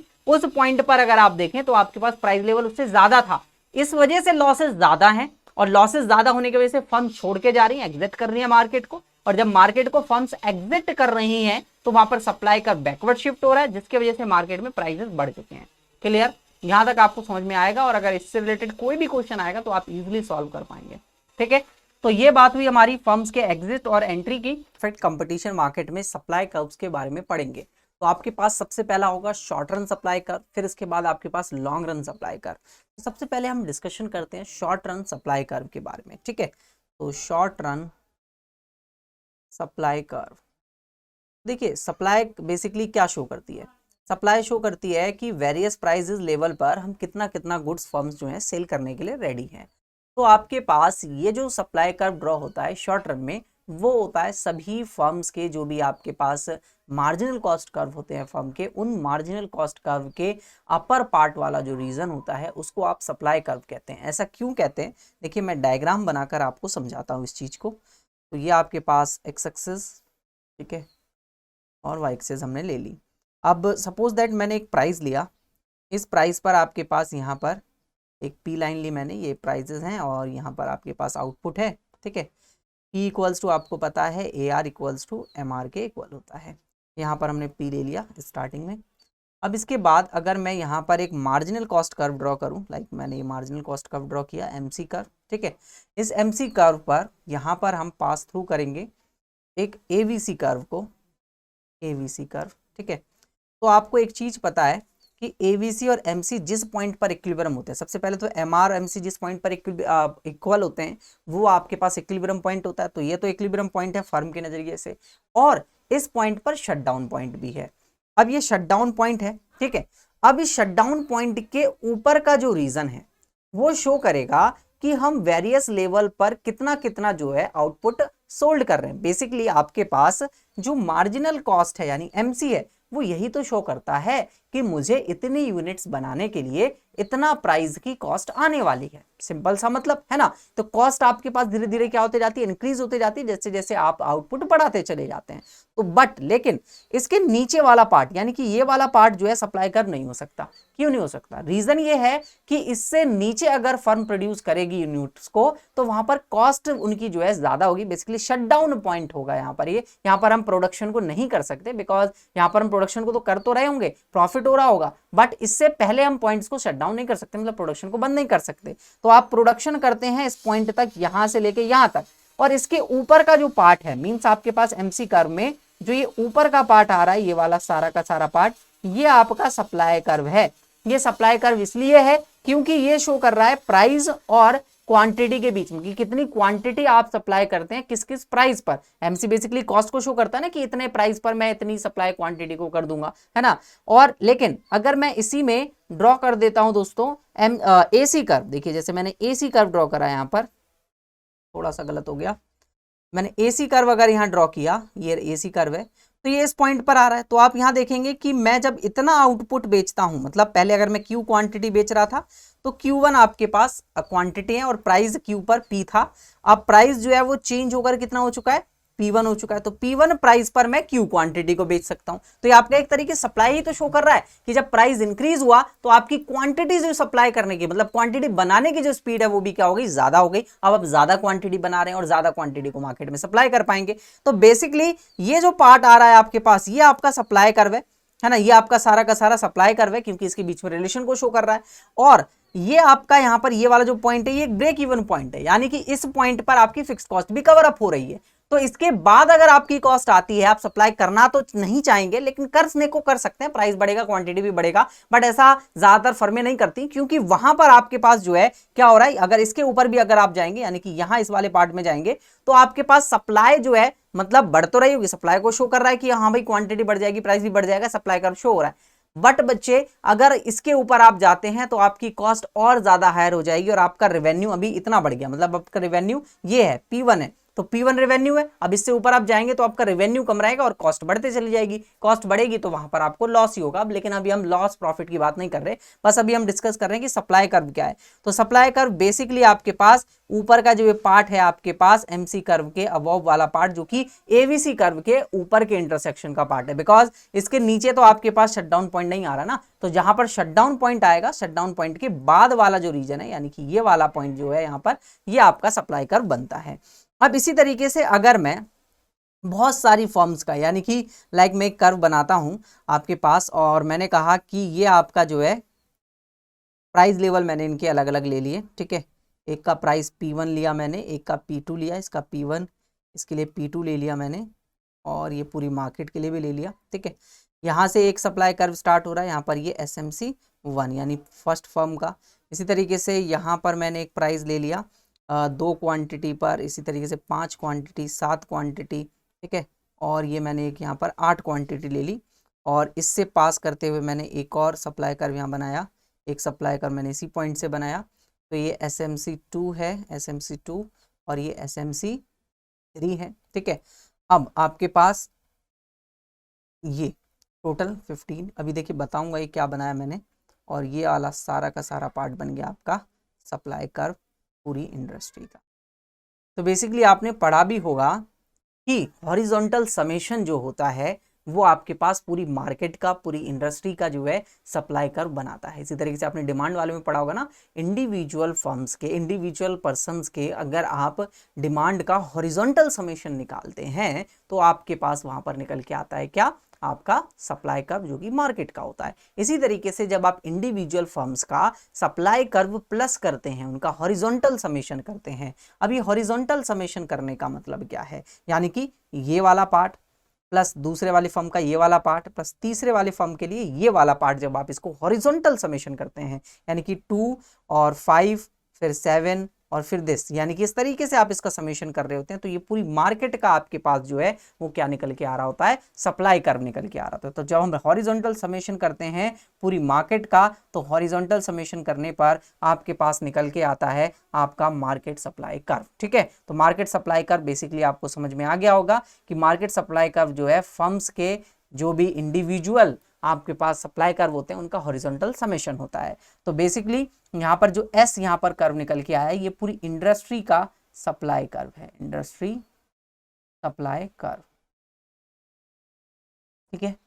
अब देखिए शॉर्ट रन में तो आपने डिसाइड कर लिया कि इस तरीके से आप सप्लाई कर्व बना देंगे, बट बच्चे जब हम बात कर रहे होते हैं ना लॉन्ग रन सप्लाई कर्व की ना, तो वहां पर थोड़ा सा इम्पॉसिबल सा टास्क हो जाता है। यानी कि अगर मैं आपसे कहूं कि लॉन्ग रन सप्लाई कर्व बताइए, लॉन्ग रन सप्लाई कर्व, तो लॉन्ग रन सप्लाई कर्व ना आप इतना इजीली नहीं बता सकते, बिकॉज क्या होता है लॉन्ग रन में आपके पास दोनों फैक्टर्स जो हैं चेंज हो रहे होते हैं, ठीक है, क्लियर है।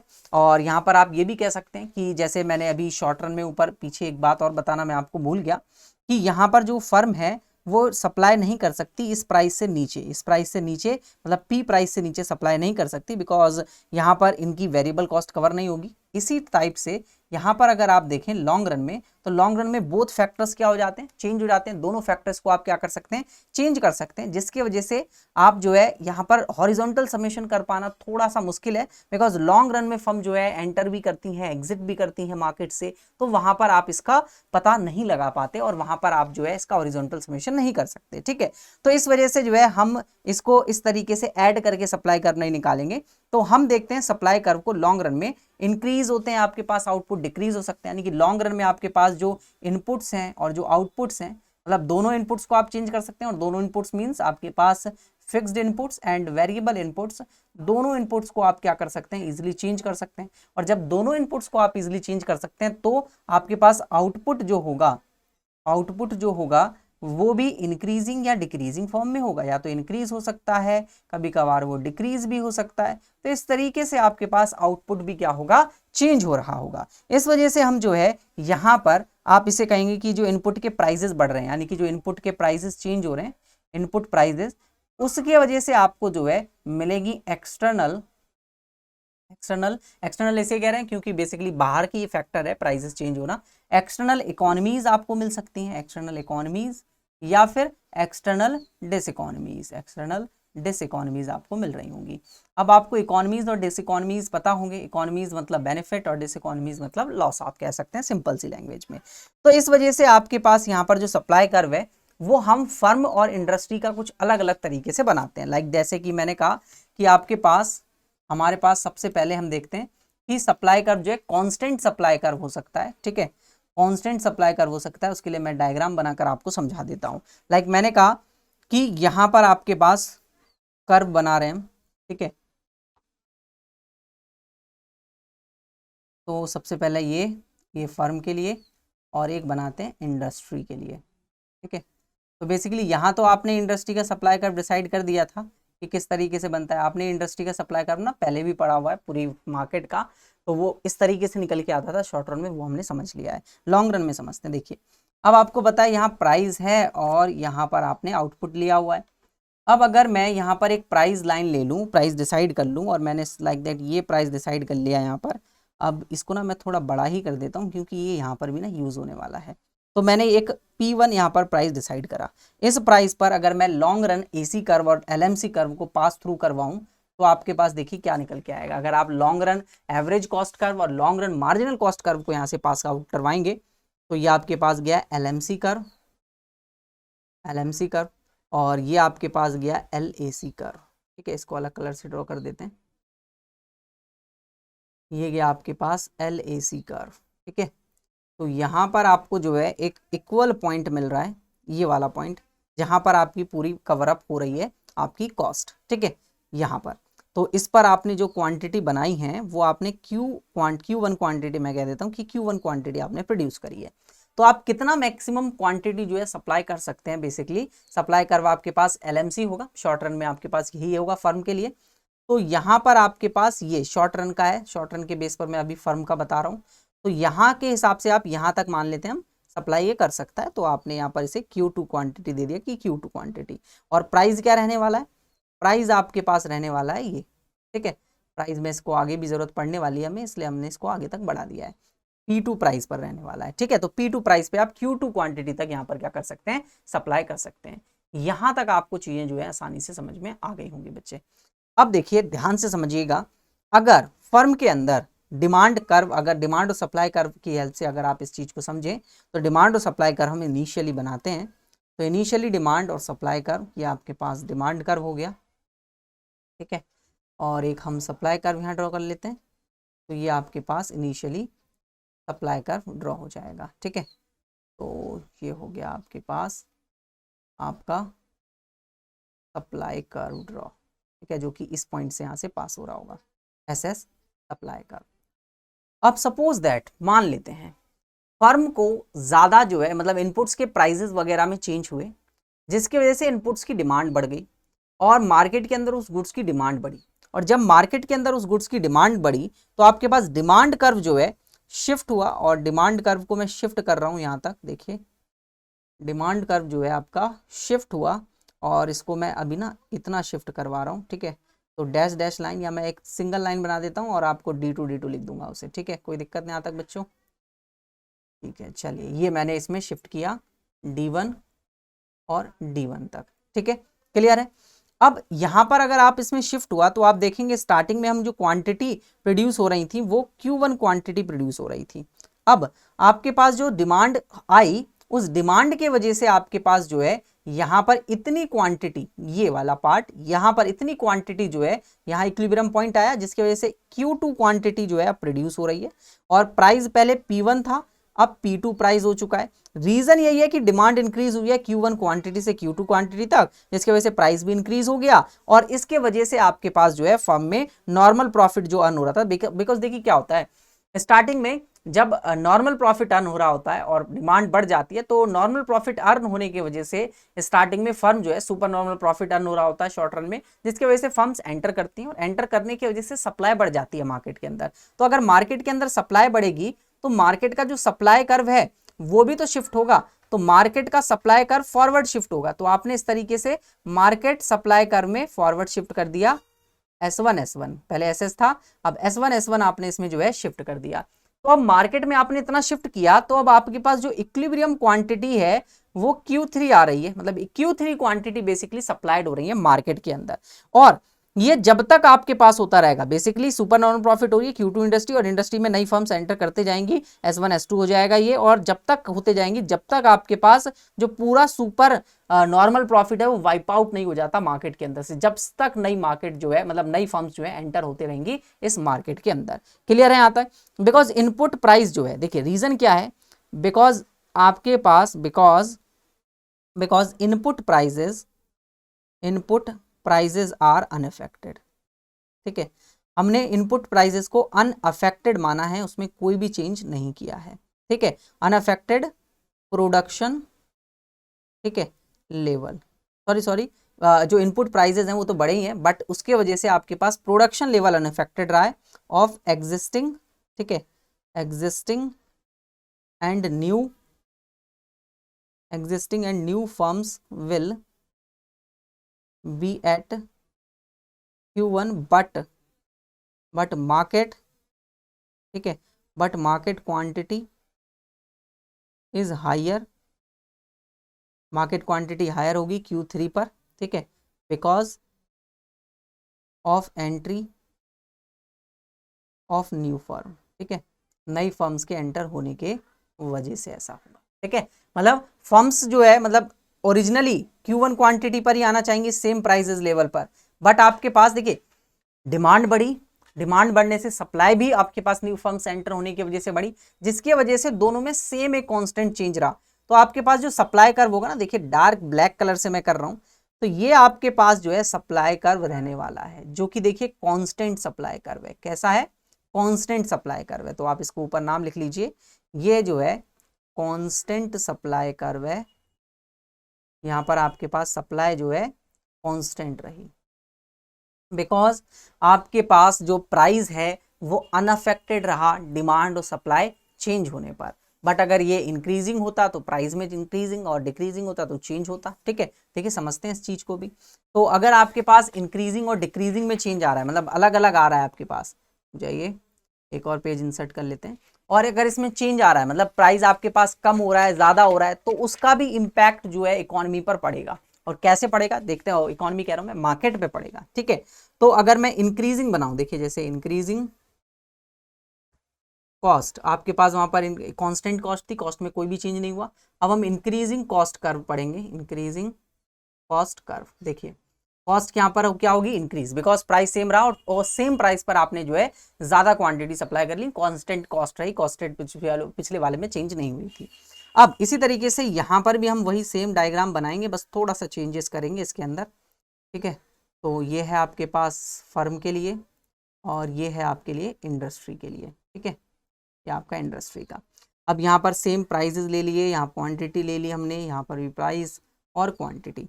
अब एक चीज़ और पता है आपको, मैंने एक अगेन एक प्राइस लेवल लिया है यहाँ पर। ठीक है, P1 मैंने एक प्राइस लेवल लिया, इस पर आपके पास MC कर्व शॉर्ट रन में, जो SMC आप कहते हैं, ठीक है, SMC कर्व हमने ले लिया, SMC, ठीक है, 1 आपने लिया, पहला मान लेते हैं। ठीक है, तो अब इसमें आपके पास AC1 कर्व यहाँ से टच करते हुए जा रहा है, तो Q1 क्वांटिटी जो है यहाँ पर आपके पास आ रही है। और पिछले वाले में ना एक चीज़ मैं बताना भूल गया आपको, ये जो Q1 क्वांटिटी है ना, यही Q3 क्वांटिटी के इक्वल है इस वाले की, ये वाली जो क्वांटिटी थी। ठीक है, बिकॉज दोनों ही सेम रही ना फर्म के लिए। तो अब अगर ये है आपके पास, अब मैं अगर प्राइस लेवल थोड़ा और बढ़ाते हैं और मार्केट के अंदर थोड़ा और चेंज आया, और वहां पर आपके पास प्राइसेस लेवल बेसिकली यहाँ पर इक्विलिब्रियम हो रहा था, तो सप्लाई जो है आप कहीं तक किसी पॉइंट तक कर रहे थे, और यहाँ तक आप सप्लाई कर सकते हैं, तो आपने जो है सप्लाई को इतना पूरा यहाँ पर इस पॉइंट तक सप्लाई को कर सकते हैं, तो आपने इसको Q2 पॉइंट ले लिया, ये Q2 आ गया। ठीक है, इस पॉइंट पर आपको आया, तो आप यहाँ पर देखेंगे कि अगर हम मार्केट के अंदर दोबारा से क्या कर दें, एक नया प्राइस ले लें, P1 प्राइस था, हमने P2 प्राइस ले लिया, सपोज दैट मान लेते हैं P2 प्राइस ले लिया, और जो कि हमने इससे थोड़ा सा नीचे लिया। ठीक है, ये P2 हमने प्राइस लिया, इसको हमने बिल्कुल वहां तक ले लिया। ठीक है, थोड़ा सा चेंज करते हैं इसके अंदर ये, और एक और प्राइस लेवल लूंगा मैं, जो कि यहाँ से पास आउट हो रहा होगा। ठीक है, बिकॉज अभी हमने समझा कि अगर आपके पास अगर आपके पास यहाँ तक प्राइस मतलब सप्लाई की जा रही है कितनी क्वांटिटी की, Q2 क्वांटिटी की, तो इस लेवल पे कुछ ना कुछ प्राइस तो होगा ना। तो प्राइस मैंने यहाँ पर P2 ले P3 ले लिया और यहाँ पर मैंने P2 ले लिया। अब इस पॉइंट पर अगर आप देखें मतलब सेम क्वांटिटी का अगर आप प्रोडक्शन करना चाहते हैं तो सेम क्वांटिटी का प्रोडक्शन करने के लिए आपको एक और नया MC कर्व की जरूरत पड़ेगी। एक नया MC2 ले लिया और ये जो कि टच कर रहा होगा यहाँ पर नए आपके यहाँ पर AC कर्व को, AC2 कर्व आपने ले लिया। ठीक है, अब ये हुआ कैसे, इसको पूरा आप समझते। देखिए जब डिमांड कर्व इंक्रीज हुआ पूरी मार्केट के अंदर, तो डिमांड देखिए यहाँ पर मैं डिमांड कर्व के साथ भी आपको चीज़ों को जो है समझा देता हूँ। तो डिमांड कर्व जब आपके पास चेंज हुआ, थोड़ा सा कॉम्प्लिकेटेड हो जाएंगी ये चीज़ें, बट समझ में तो आ रही होंगी आपको। ठीक है, ये आपका डिमांड कर्व है स्टार्टिंग का, और जो कि आपका सप्लाई कर्व इसको इस तरीके से यहाँ पर पास आउट कर रहा है। ठीक है, सप्लाई कर्व को पास आउट करता हुए बना देता हूँ मैं, ये सप्लाई कर्व मैंने इसको पास आउट करते हुए बना दिया। ये डिमांड कर्व है, ये सप्लाई कर्व है। क्लियर है। अब आपके पास जब डिमांड इंक्रीज हुई, डिमांड में फुल इंक्रीमेंट आपको देखने को मिला, तो डिमांड आपकी जो है यहाँ तक पूरा इंक्रीज होके आ गई। ये आपकी जो है नई डिमांड है, तो इसको मैंने D2 या D1 डिमांड कर्व का नाम दे दिया, ये D1 डिमांड कर्व है। अब इसके बाद आपके पास अगर सप्लाई देखें, इसको ना थोड़ा सा और एक्सटेंड करेंगे हम ये इन लाइंस को। ठीक है, तो यहाँ पर आपके पास कितनी क्वांटिटी आ रही थी, Q1 क्वांटिटी आ रही थी। अब जो आपके पास यहाँ पर इंटरसेक्ट कर रहा है, ये यहाँ पर आपके पास Q2 क्वांटिटी आ रही है।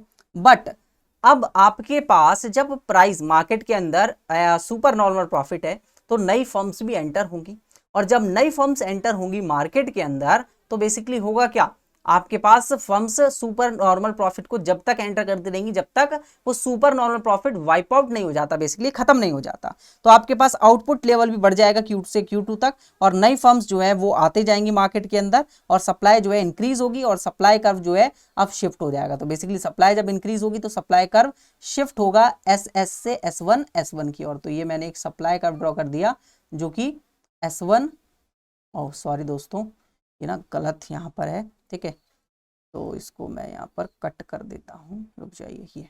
ठीक है, तो यहाँ पर ये जो है Q2 क्वांटिटी मतलब जो P2 प्राइसेस है, बिकॉज यहाँ पर एक नया मार्केट इक्विलिब्रियम आया है, उस पॉइंट तक यहाँ पर ये इंक्रीज हो रहा होगा।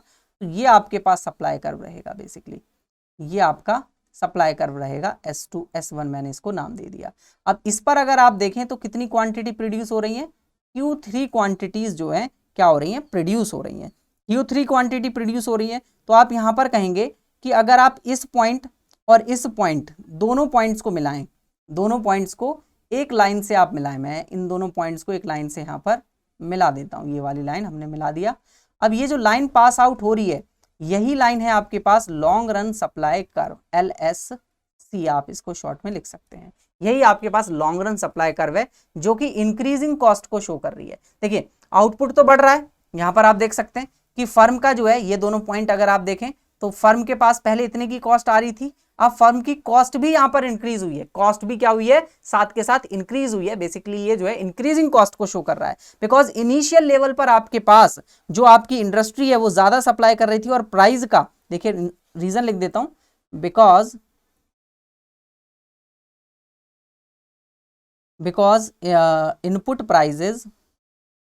input prices increases as a result long run equilibrium occurs at higher price P2 than initial equilibrium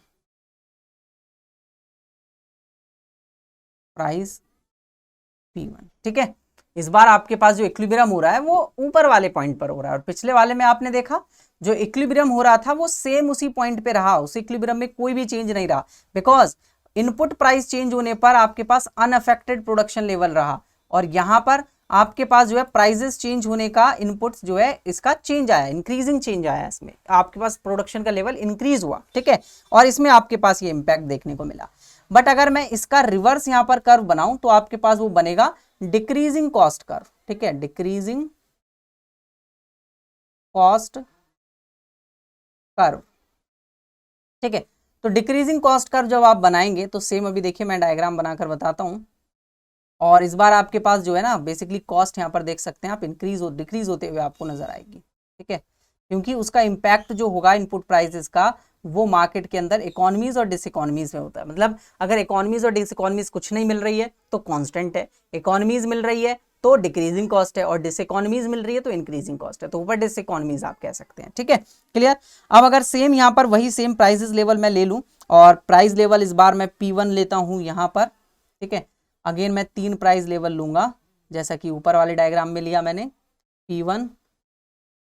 ठीक है, फिर मैंने एक और प्राइस लेवल लिया P2। ठीक है, P2, और एक और प्राइस लेवल ले लेते हैं P3। ठीक है, ये कॉस्ट डिक्रीजिंग है, यानी कि यहाँ पर इकोनॉमीज मिल रही होंगी आपको P3। अब अगर मैं फर्म के लिए इक्विलिब्रियम बनाऊं, ड्रॉ करूं फर्म के लिए इक्विलिब्रियम पॉइंट्स, तो आपके पास सिंपल आपको पता है MC कर्व इस वाले पॉइंट से यहाँ पर टच होते हुए जा रहा होगा MC1, और ये आपके पास AC कर्व होगा आपका AC1 कर्व। तो यहाँ इक्विलिब्रियम आ रहा है, इस पॉइंट पर आपके पास यहाँ Q1 क्वांटिटी आ रही है, और यहाँ पर भी देखिए ये ना Q1 Q3 के ही इक्वल आ रहा है हमेशा। देखिए इसका Q1 और ये Q3 इन दोनों को मिलाकर आया ना, फर्म का सेम रह रहा है। ठीक है, तो ये आया। अब इसमें आपके पास इतना ही, मतलब ए पॉइंट अगर मैं इसको ले रहा हूं, आपको इतना ही प्रोडक्शन करना है Q1 पॉइंट के बराबर, तो आपके पास मार्केट में इनपुट प्राइस का चेंज होने पर कॉस्ट डिक्रीज हो रही है।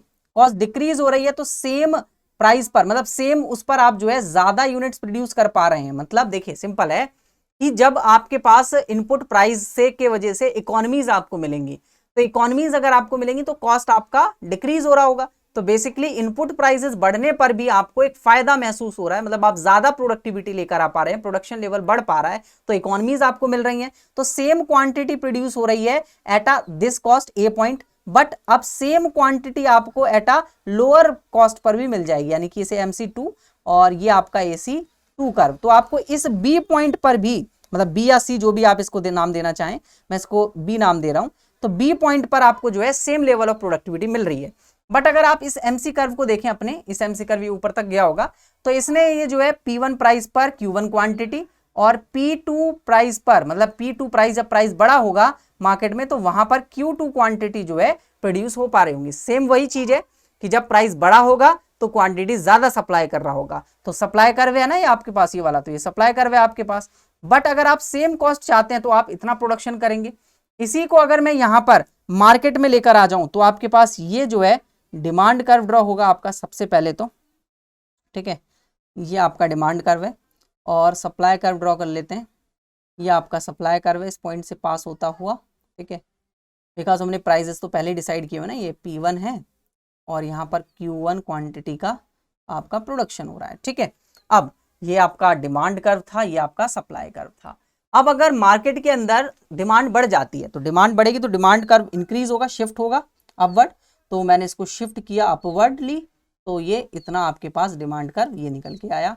ये D1 डिमांड कर्व है आपका। ठीक है, D1 डिमांड कर्व। अब इस डिमांड कर्व पर D1 पर, ये D1 ऊपर लिख देता हूं मैं, D1 डिमांड कर्व पर आपके पास अब जो क्वांटिटी सप्लाइड हो रही है, बेसिकली क्वांटिटी कितनी आ चुकी है, Q2 आ चुकी है यहाँ पर। ठीक है, अब आपके पास मार्केट के अंदर अगर सप्लाई इंक्रीज होती है, मार्केट के अंदर अगर सप्लाई इंक्रीज होती है तो सप्लाई आपके पास कितना इंक्रीज होगा, वो इंक्रीज होगा उतना ही सेम क्वांटिटी। बिकॉज देखिए इसको ना कैसे सप्लाई कर्व को शिफ्ट करते हैं, बेसिकली सिंपल है कि जितना आपके पास सेम आउटपुट लेवल पर आपने कॉस्ट को कम किया है, तो ये आपके पास था, इस पर आपने कॉस्ट को कम किया तो प्राइस कम हुआ है, और इसी सेम प्राइस पर यहाँ पर जो है आपका सप्लाई कर्व इतना इंक्रीज हो रहा होगा। तो आप यहाँ पर सप्लाई कर्व को इसी लेवल पर इंक्रीज करके दिखाएंगे। तो इसको मैं इंक्रीज करके यहाँ पर दिखा दिया, ये आपका सप्लाई कर्व है। थोड़ा छोटा सा बना, मेरे पास स्पेस थोड़ा कम बचा है बच्चे, है ना। ये S1 आपके पास आ गया, यहां पर आपके पास कितनी क्वांटिटी सप्लाइड हो रही है, Q3 क्वांटिटी सप्लाइड हो रही है।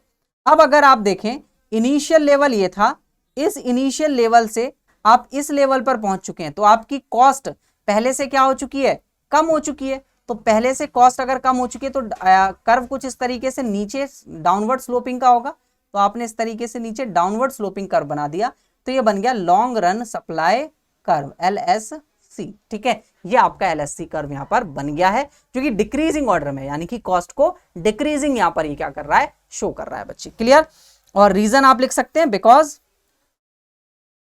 बिकॉज यहां पर सेम वही वाला, because input prices decreases, because input prices decreases, ठीक है। ये आपने लिख दिया, इनपुट प्राइसेस इंक्रीज हो रहे थे, इंक्रीज एज अ रिजल्ट, और इंक्रीजेस हो रहा था जिसकी वजह से आपके पास D1 से D1 डिमांड कर्व में चेंज हो रहा था, और यहाँ पर भी डिक्रीज हो रहा है जिसकी वजह से यहाँ पर आपके पास डिमांड कर्व में चेंज हो रहा है और आपके पास नेगेटिव इंपैक्ट देखने को मिल रहा है। क्लियर बच्चे, कोई दिक्कत किसी स्टूडेंट को इस वाले टॉपिक में कि सप्लाई कर्व किस तरीके से ड्रॉ करना है? तो तीनों फर्म के सप्लाई कर्व हमने ड्रॉ करना सीख लिया है। अब आपके पास कुछ एनालिसिस बच जाता है मार्केट का, जहां पर हम फ्लोर प्राइस ये सब चीजों को पढ़ रहे होंगे, फिर आपके पास परफेक्ट कंपटीशन मार्केट जो है खत्म हो जाएगा चैप्टर। होपफुली आप सभी को जो है अच्छे से समझ में आया होगा कि किस तरीके से जो है सप्लाई कर्व्स बनाए जाते हैं। परफेक्ट कंपटीशन मार्केट में कुछ और टॉपिक्स को डिस्कस करेंगे, तो चलिए देखिए स्टार्ट करते हैं। तो सबसे पहला जो हमारे पास टॉपिक है वो है हमारे पास कि किस तरीके से हम जो है कंज्यूमर प्रोड्यूसर सरप्लस को जो है समझते हैं। तो आप सभी को पता ही होगा कि जब मार्केट इक्विलिब्रियम में होती है, लाइक मैंने कहा कि आपके पास इस तरीके से जो है मार्केट इक्विलिब्रियम में है। अब मार्केट इक्विलिब्रियम में होगी जब डिमांड और सप्लाई कर्व जो है इक्वल शो हो रहा होगा, इक्विलिब्रियम शो हो रहा होगा। बेसिकली ये आपके पास डिमांड कर्व और इसी तरीके से ये आपके पास सप्लाई कर्व, ठीक है। तो यहाँ पर आपके पास इक्विलिब्रियम शो होगा जहाँ पर डिमांड और सप्लाई कर्व जो है एक दूसरे को कट कर रहे होंगे, इतना तो हमने पढ़ा ही हुआ है, ठीक है। तो हम इसको यहाँ पर मिला देते हैं और ये आपका सप्लाई कर्व है, इसी तरीके से डिमांड कर्व को भी मैं यहीं पर कट करूँगा, ठीक है। तो हम डिमांड कर्व को एक बार जो है यहाँ पर इसको मान लेते हैं, ये इधर से कट करते हुए आ रहा है, ठीक है। ये डिमांड कर्व हो गए। तो बेसिकली जब दोनों यहाँ पर एक दूसरे को एक पॉइंट पर कट कर रहे होंगे, ये पॉइंट आपके पास यहाँ पर इक्विलिब्रियम क्वांटिटी डिसाइड हो जाएगी, यहाँ इक्विलिब्रियम प्राइस, और ये ई पॉइंट आपके पास इक्विलिब्रियम पॉइंट होगा। अब आपके पास आपको पता है डिमांड कर्व के नीचे का जो पार्ट है आपके पास, यानी कि जो मैं अभी शेड कर रहा हूँ, ये पार्ट आपके पास जो है कंज्यूमर सरप्लस कहलाता है। मैंने आपको पहले भी इसको बताया होगा, ये वाला पार्ट आपका कंज्यूमर सरप्लस है। बेसिकली इसके नीचे तक का पूरा पार्ट कंज्यूमर सरप्लस है, बट अभी प्राइस जो मार्केट में डिसाइड हुआ है वो पी है। तो इस प्राइस के ऊपर तक का, यानी प्राइस लाइन से ऊपर और डिमांड कर्व से नीचे का पार्ट जो है कंज्यूमर सरप्लस होता है। और अगर प्रोड्यूसर सरप्लस की बात करें आप, तो प्रोड्यूसर सरप्लस आपके पास होता है अबव दी सप्लाई कर्व का पार्ट। सप्लाई कर्व के अबव वाला जो एरिया यहाँ पर आपके पास जो ग्रीन कलर से मैं शेड कर रहा हूँ, ये वाला पार्ट, बट प्राइस लाइन से नीचे का पार्ट। बिकॉज यहाँ पर जो कंज्यूमर सरप्लस है वो शो करता है कि मैक्सिमम कितना क्वांटिटी आप जो है मैक्सिमम कितना प्राइस जो है आप पे करने के लिए रेडी थे, बट मार्केट में आप उससे कम पे कर रहे हैं, तो वो सभी आपका सरप्लस है। और प्रोड्यूसर सरप्लस शो करता है कि मैक्सिमम आप कितना प्राइस जो है सेल करने के लिए तैयार थे उस प्राइस पर। तो बेसिकली मिनिमम प्राइस जो है ये वाला प्राइस था, सबसे कम प्राइस आपको यहाँ पर पे करना पड़ रहा था, मतलब मिल रहा था, बट इससे ज़्यादा प्राइस आपको मिल रहा है, यानी कि आपको मिनिमम ये प्राइस मिलना चाहिए बट आपको पी प्राइस मिल रहा है, तो पी प्राइस ज़्यादा है इससे। तो सप्लाई कर्व के अबव वाला पार्ट जो है आपके पास शो करता है प्रोड्यूसर सरप्लस को। तो मैं लिख देता हूँ इसे, ये आपके पास प्रोड्यूसर सरप्लस है और ये ऊपर का पार्ट आपके पास कंज्यूमर सरप्लस है मार्केट के अंदर इक्विलिब्रियम के लिए, ठीक है।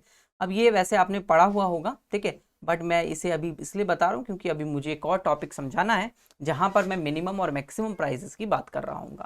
तो सबसे पहले हम बात करते हैं मैक्सिमम और मैक्सिमम प्राइस की, फिर मिनिमम प्राइस की बात करेंगे, ठीक है। मैक्सिमम या मिनिमम प्राइस। तो बेसिकली मैक्सिमम प्राइस क्या होता है, इस चीज़ को एग्जाम्पल के लिए मैं आपको एक चीज़ समझाना चाहूँगा। सपोज मार्केट में जब आप जाते हैं तो मार्केट में आप प्राइस ऑफर करते हैं किसी भी गुड्स के लिए। लाइक मैंने कहा कि एक गुड्स आपको 500 रुपये का मिल रहा है, लाइक मैं कुछ भी एग्जांपल के लिए कह देता हूँ, एक बुक है 500 रुपये की, बट आप इसमें नेगोशिएट भी करते हैं, आप इसको इसमें डिस्काउंट भी मिलता है। तो यहाँ पर मैं ये कहूँगा कि 500 रुपये का जो प्राइस है आपके पास, अब इस प्राइस को जो है आपको ज़्यादा लगेगा तो आप इसमें डिस्काउंट करवाएंगे। तो आप कंज्यूमर से बात बिहेवियर करें, मतलब बेसिकली नेगोशिएशन करेंगे। तो आप कहेंगे कि मैक्सिमम प्राइस मैं इस गुड्स के लिए या इस बुक के लिए मैक्सिमम प्राइस जो पे कर सकता हूं वो प्राइस होगा आपके पास, मान लेते हैं 400। आपने कह दिया कि मैक्सिमम मैं 400 प्राइस जो है पे करने के लिए रेडी हूं। बट जो आपके पास प्रोड्यूसर होगा वो बोलेगा मैं मिनिमम प्राइस इसके लिए चार्ज करूंगा, मिनिमम प्राइस इसके लिए चार्ज करूंगा 450 रुपीज। अब देखिए आप सोच रहे होंगे कि सर आपने जब मैक्सिमम प्राइस लिखा तो वो तो कम था, और जब आपने मिनिमम प्राइस लिखा तो वो तो ज्यादा था इस मैक्सिमम प्राइस से, यानी कि 400 रुपए तो कम है ना, 450 रुपए। तो वही मैं आपको समझाना चाहता हूं कि जो मिनिमम प्राइस होता है वो अपना एक मिनिमम बेसलाइन डिसाइड करता है। कौन? प्रोड्यूसर। प्रोड्यूसर अपनी बेसलाइन डिसाइड करता है और वो मिनिमम प्राइस बताता है कि मैं कितना प्राइस जो है वो बेसिकली ले सकता हूं कि इतने में से सेल कर सकता हूं। पर जो कंज्यूमर होता है वो मैक्सिमम प्राइस अपना मिनिमम लेवल पे डिसाइड करता है, यानी कि वो कम से कम पे करना चाहता है, तो वो अपना मैक्सिमम प्राइस कंज्यूमर डिसाइड करता है। कंज्यूमर मैक्सिमम प्राइस डिसाइड करता है, ये बात आपको समझ में आई। और प्रोड्यूसर डिसाइड करता है मिनिमम प्राइस, बिकॉज प्रोड्यूसर वो लिमिट सेट करता है जिस मिनिमम प्राइस तक वो उस गुड्स को सेल कर सकता है। कंज्यूमर वो मैक्सिमम लिमिट सेट करता है जहां तक वो उसको बाय कर सकता है, तो उसकी मैक्सिमम लिमिट जो है 400 रुपीज प्राइस तक है और इसकी मिनिमम लिमिट जो है 450 रुपीज तक है। तो हम कह सकते हैं कि जो मैक्सिमम प्राइस है वो डिसाइड किया जाता है कंज्यूमर्स के लिए और जो मिनिमम प्राइस है वो डिसाइड किया जाता है प्रोड्यूसर्स के लिए। आइए देखिए डायग्राम के थ्रू भी समझते हैं इस चीज को, ठीक है। तो डायग्राम में अगेन वही हम इक्विलिब्रियम वाला पार्ट बनाएंगे, ठीक है। तो ये आपके पास आपका डिमांड कर्व, ठीक है, टी डिमांड कर्व, और एस यहाँ पर मैं एक सप्लाई कर्व ड्रॉ कर, ठीक है। ये एस कर्व जो कि सप्लाई कर्व शो हो रहा है। तो यहाँ पर आपके पास इक्विलिब्रियम जो आया वो ये वाला पार्ट आया है ना, ये आपका इक्विलिब्रियम प्राइस हुआ और ये क्वांटिटी। अब देखिए, अब अगर मैं बात करता हूं कि एक प्राइस मैंने डिसाइड किया जो कि है लाइक P1, आपके पास प्राइस है जो कि अबव दी हमारे इक्विलिब्रियम प्राइस से है P1। इस प्राइस पर अगर आप देखें तो आपके पास जो डिमांड है वो इतना है, और मतलब सप्लाई इतना है और डिमांड इतना है, ठीक है। तो मैं इसको नाम दे देता हूं Q1 और इसको नाम दे देता हूं मैं Q2। क्लियर है? अब इस बात को आप ध्यान से समझिएगा। अगर हम यहां पर देखें तो जब प्राइस P था और इस प्राइस पर इतनी क्वांटिटी Q जो है सप्लाई की जा रही है, यहाँ इक्विलिब्रियम आ जा रहा है। बट मार्केट के अंदर आपने इक्विलिब्रियम प्राइस से अबव प्राइस जो है डिसाइड किया, तो इस प्राइस डिसाइड करने पर आपके पास जो है मार्केट के अंदर जो डिमांड है वो कम हो चुकी है। देखिए डिमांड ये कम हो चुकी है, और लेकिन जब सप्लाई आप देखते हैं तो सप्लाई जो है मार्केट के अंदर बढ़ चुकी है। क्यों? क्योंकि बिकॉज प्राइस जो है इक्विलिब्रियम प्राइस से ज्यादा मिल रहा है, तो जो प्रोड्यूसर्स हैं उनको ज्यादा प्राइस मिल पा रहा है, ज्यादा प्राइस में वो गुड्स को सेल कर पा रहे हैं, इस वजह से उन्होंने अपनी सप्लाई को बढ़ा दिया है। बट कंज्यूमर्स के लिए प्राइस ज्यादा हो चुका है, इस वजह से उन्होंने अपने डिमांड को कम कर दिया है इस क्वांटिटी पर। तो आप कह सकते हैं कि ये जो पार्ट है यहाँ पर, ये जो अभी हमने शो किया, इस पार्ट में क्या सप्लाई एक्सेस नहीं है? इसमें क्या सप्लाई एक्सेस नहीं है? बिल्कुल है। तो क्या हम इस सिचुएशन को एक्सेस सप्लाई की सिचुएशन नहीं कह सकते? ठीक है, एक्सेस सप्लाई की सिचुएशन कह सकते हैं, बिल्कुल कह सकते हैं। अब मैं बात करता हूं कि ये जो प्राइस है हमने जो डिसाइड किया वो प्राइस ज्यादा है या कम है इक्विलिब्रियम प्राइस से? इक्विलिब्रियम प्राइस से तो ये प्राइस क्या है? ज्यादा है। दोस्तों यहां वाले प्राइस पे मत जाना, ये केवल समझाने के लिए था, इक्विलिब्रियम प्राइस नहीं है 500, ठीक है। ये समझाने के लिए था कि आप जब मार्केट में जाते हैं तो किस तरीके से गुड्स को बाय करते हैं। तो यहां पर हम बात करें इक्विलिब्रियम प्राइस, जो कि आपके पास P था उससे अबव आपने प्राइस डिसाइड किया, तो एक्सेस सप्लाई आ रही है। और ये जो प्राइस आपने डिसाइड किया, इस प्राइस पर किसके लिए बेनिफिट हो रहा है? कंज्यूमर्स के लिए या प्रोड्यूसर्स के लिए? कंज्यूमर्स के लिए हो रहा है। तो हम क्या कहेंगे? ये प्राइस मिनिमम प्राइस है। क्या है? Minimum price. Because minimum price कौन डिसाइड करता था? मिनिमम प्राइस डिसाइड करता था प्रोड्यूसर्स। तो प्रोड्यूसर्स जो मिनिमम प्राइस चाहता है वो अबव द इक्विलिब्रियम प्राइस चाहता है, वो चाहता है कि इक्विलिब्रियम प्राइस से ज्यादा उसे प्राइस मिले। तो ये जो मिनिमम प्राइस है आपके पास वो प्रोड्यूसर्स के लिए है, और इस सिचुएशन में आपके पास एक्सेस सप्लाई मार्केट के अंदर आ जाती है। बट अब एक और एक्सट्रीम सिचुएशन अगर हम रखें, और जहां पर मैं आपसे कह रहा हूं कि अब हमने प्राइस जो रखा वो बिलो दी इक्विलिब्रियम प्राइस रख दिया, हमने यहाँ P2 प्राइस रखा जो कि बिलो द इक्विलिब्रियम प्राइस है, इक्विलिब्रियम प्राइस से भी नीचे आ रहा है आपके पास। अब इक्विलिब्रियम प्राइस से भी अगर ये प्राइस नीचे है तो इस पर आप देखेंगे कि आपके पास अब जो डिमांड है वो मार्केट के अंदर Q2 है, डिमांड मार्केट के अंदर Q2 है, बट जो सप्लाई है आपके पास वो Q1 है। देखिए सप्लाई आपके पास कम हो चुकी है। तो मींस इसमें हम कह सकते हैं कि इस सिचुएशन में आपके पास क्या हो रहा है? एक्सेस डिमांड हो रही है, एक्सेस डिमांड हो रही है। और एक्सेस डिमांड होने का रीजन क्या है? क्योंकि प्राइस जो इक्विलिब्रियम प्राइस था उससे भी आपने कम प्राइस कर दिया, तो जो कंज्यूमर्स हैं उनके लिए सस्ती हो गई चीजें, और जो प्रोड्यूसर्स हैं उनके लिए जब चीजें कम में सेल हो रही हैं तो उनका प्रॉफिट कम हो रहा है, इस वजह से उन्होंने सप्लाई कम करना बंद कर दिया। तो इस सिचुएशन में आप देखेंगे कि आपके पास क्वांटिटी मतलब जो डिमांड है वो ज्यादा है और जो सप्लाई है वो आपके पास कम हो चुकी है, तो यहाँ पर एक्सेस डिमांड की सिचुएशन है। और ये जो P2 प्राइस हमने डिसाइड किया कि किसके लिए रहा, ये कंज्यूमर्स के लिए रहा। तो जब ये प्राइस कंज्यूमर्स के लिए रहा तो इस प्राइस को आप क्या नाम देंगे, कंज्यूमर्स क्या डिसाइड करते हैं, कंज्यूमर्स डिसाइड करते हैं अपना मैक्सिमम प्राइस, तो आप कह सकते हैं कि ये मैक्सिमम प्राइस है, ये मैक्सिमम प्राइस है। तो आप सभी को समझ में आया होगा मैक्सिमम प्राइस, मिनिमम प्राइस, किस तरीके से एक्सेस डिमांड और एक्सेस सप्लाई क्रिएट होती है। और आपके पास जो मैक्सिमम प्राइस होता है इसको ही आप कहते हैं सीलिंग प्राइसेस, ठीक है, सीलिंग प्राइस। और जो आपके पास मिनिमम प्राइस होता है इसको आप कहते हैं फ्लोर प्राइस, फ्लोर प्राइस, ठीक है। अब जैसे सीलिंग ऊपर होती है, फ्लोर नीचे होता है, तो आप सोच रहे होंगे सर ये तो याद करने में मुश्किल रहेगा। मैं कहूंगा रिवर्स याद रखो और समझो इस चीज को, क्यों इसको मैक्सिमम प्राइस क्यों हम ऊपर ले रहे हैं और नीचे ले रहे हैं और मिनिमम प्राइस क्यों ऊपर ले रहे हैं, इस चीज को समझाया ना मैंने आपको। तो जो मिनिमम प्राइस होता है उसको आप फ्लोर प्राइस कहते हैं, और फ्लोर प्राइस प्रोड्यूसर्स के लिए होता है क्योंकि प्रोड्यूसर चाहता है इक्विलिब्रियम से ज्यादा प्राइस उसे मिले, इस वजह से P1 प्राइस जो है आपके पास मिनिमम प्राइस फ्लोर प्राइस है। और कंज्यूमर्स चाहते हैं इक्विलिब्रियम से कम प्राइस पर उन्हें गुड्स अवेलेबल हो जाए, तो उस सिचुएशन में जो है आपके पास मैक्सिमम प्राइस क्रिएट होता है। वो मैक्सिमम कितना पे करने के लिए चाहता है, वो कम से कम ही मैक्सिमम अपना डिसाइड करता है, इसलिए आप उसको सीलिंग प्राइस कह रहे होते हैं। और सीलिंग प्राइस पर एक्सेस डिमांड होती है और मिनिमम प्राइस यानी फ्लोर प्राइस पर आपके पास डिसाइड होता है एक्सेस सप्लाई। क्लियर, कोई दिक्कत इसमें नहीं है ना, अच्छे से समझ में आया होगा आप सभी को। अब जरा समझते हैं कि कंज्यूमर सरप्लस और प्रोड्यूसर सरप्लस में इसका क्या इंपैक्ट पड़ता है। कंज्यूमर सरप्लस और प्रोड्यूसर सरप्लस में इसका क्या इंपैक्ट पड़ेगा कि अगर आप प्राइस को इंपोज कर देते हैं मैक्सिमम और मिनिमम पर। तो मैंने कहा ये डायग्राम हमने बनाया, इस डायग्राम में सबसे पहले हम डिमांड कर्व और सप्लाई कर्व ले लेते हैं। ये हमने डिमांड कर्व ले लिया, इसको थोड़ा सा मैं इसी के साथ जो है एडजस्ट कर देता हूँ, ठीक है। और यहाँ पर हम सप्लाई कर्व ले लेते हैं, ठीक है। दोनों का इक्विलिब्रियम आपके पास आ रहा है इस पॉइंट पर, ठीक है। अब यहाँ पर P है और यहाँ पर Q है। अब आपने सुना होगा deadweight loss concept. Deadweight loss basically बताता है पूरी सोसाइटी का कितना जो है टोटल लॉस हुआ है, कंज्यूमर्स और प्रोड्यूसर्स दोनों को मिलाकर, ठीक है। तो सपोज दैट मार्केट के अंदर हम जो है एक प्राइस डिसाइड करते हैं, जो कि है आपके पास ये क्या प्राइस है, मिनिमम प्राइस है। तो हमने एक P1 मिनिमम प्राइस डिसाइड किया। तो इस प्राइस पर अगर आप देखें तो पूरी ऑल ओवर सोसाइटी के अंदर क्या चेंज आया, यहां पर पहले आपके पास क्वांटिटी इतनी सप्लाइड हो रही थी, अब इतना ही हो पाएगा, ठीक है, Q1 हो पाएगा। तो अब आप देखेंगे कि कंज्यूमर सरप्लस और प्रोड्यूसर सरप्लस में क्या चेंज हुआ।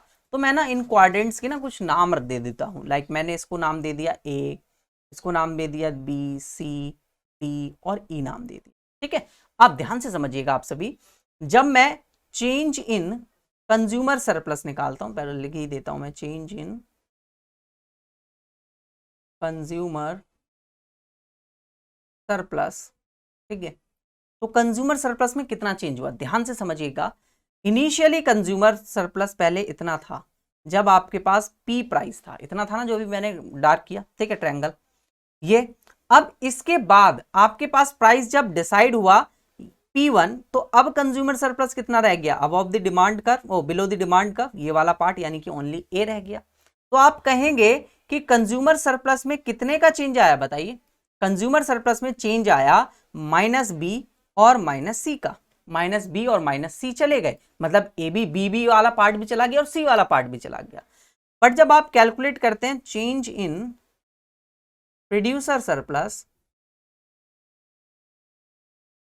प्रोड्यूसर सरप्लस, तो आप कहेंगे कि प्रोड्यूसर के पास देखिए प्रोड्यूसर सरप्लस पहले कितना था, ये वाला पार्ट था प्रोड्यूसर सरप्लस, ये वाला पार्ट ये था ना।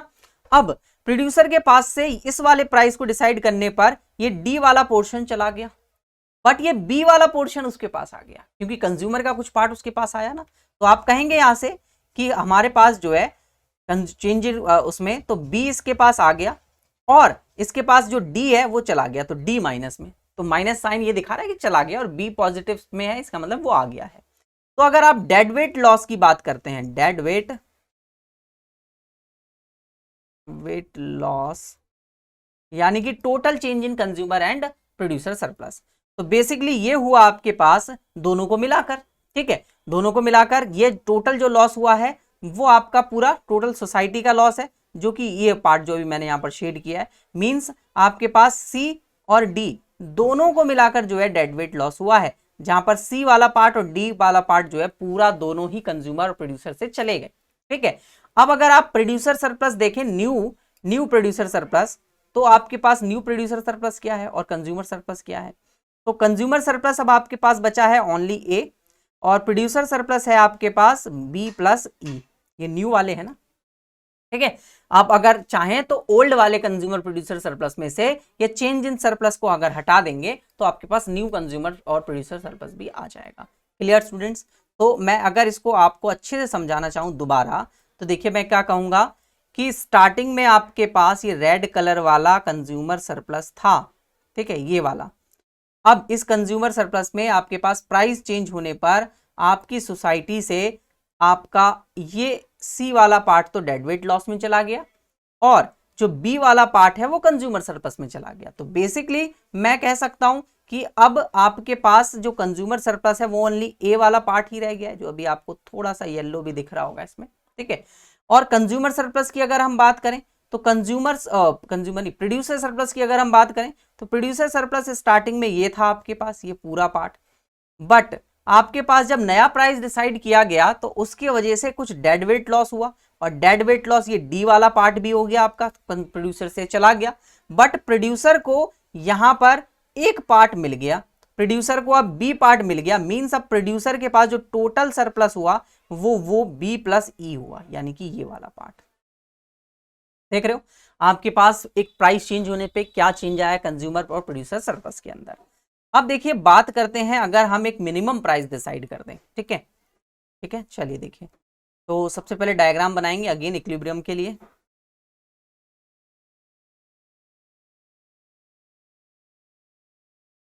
क्वांटिटीज और प्राइसेस, और ये आपके पास डिमांड कर्व,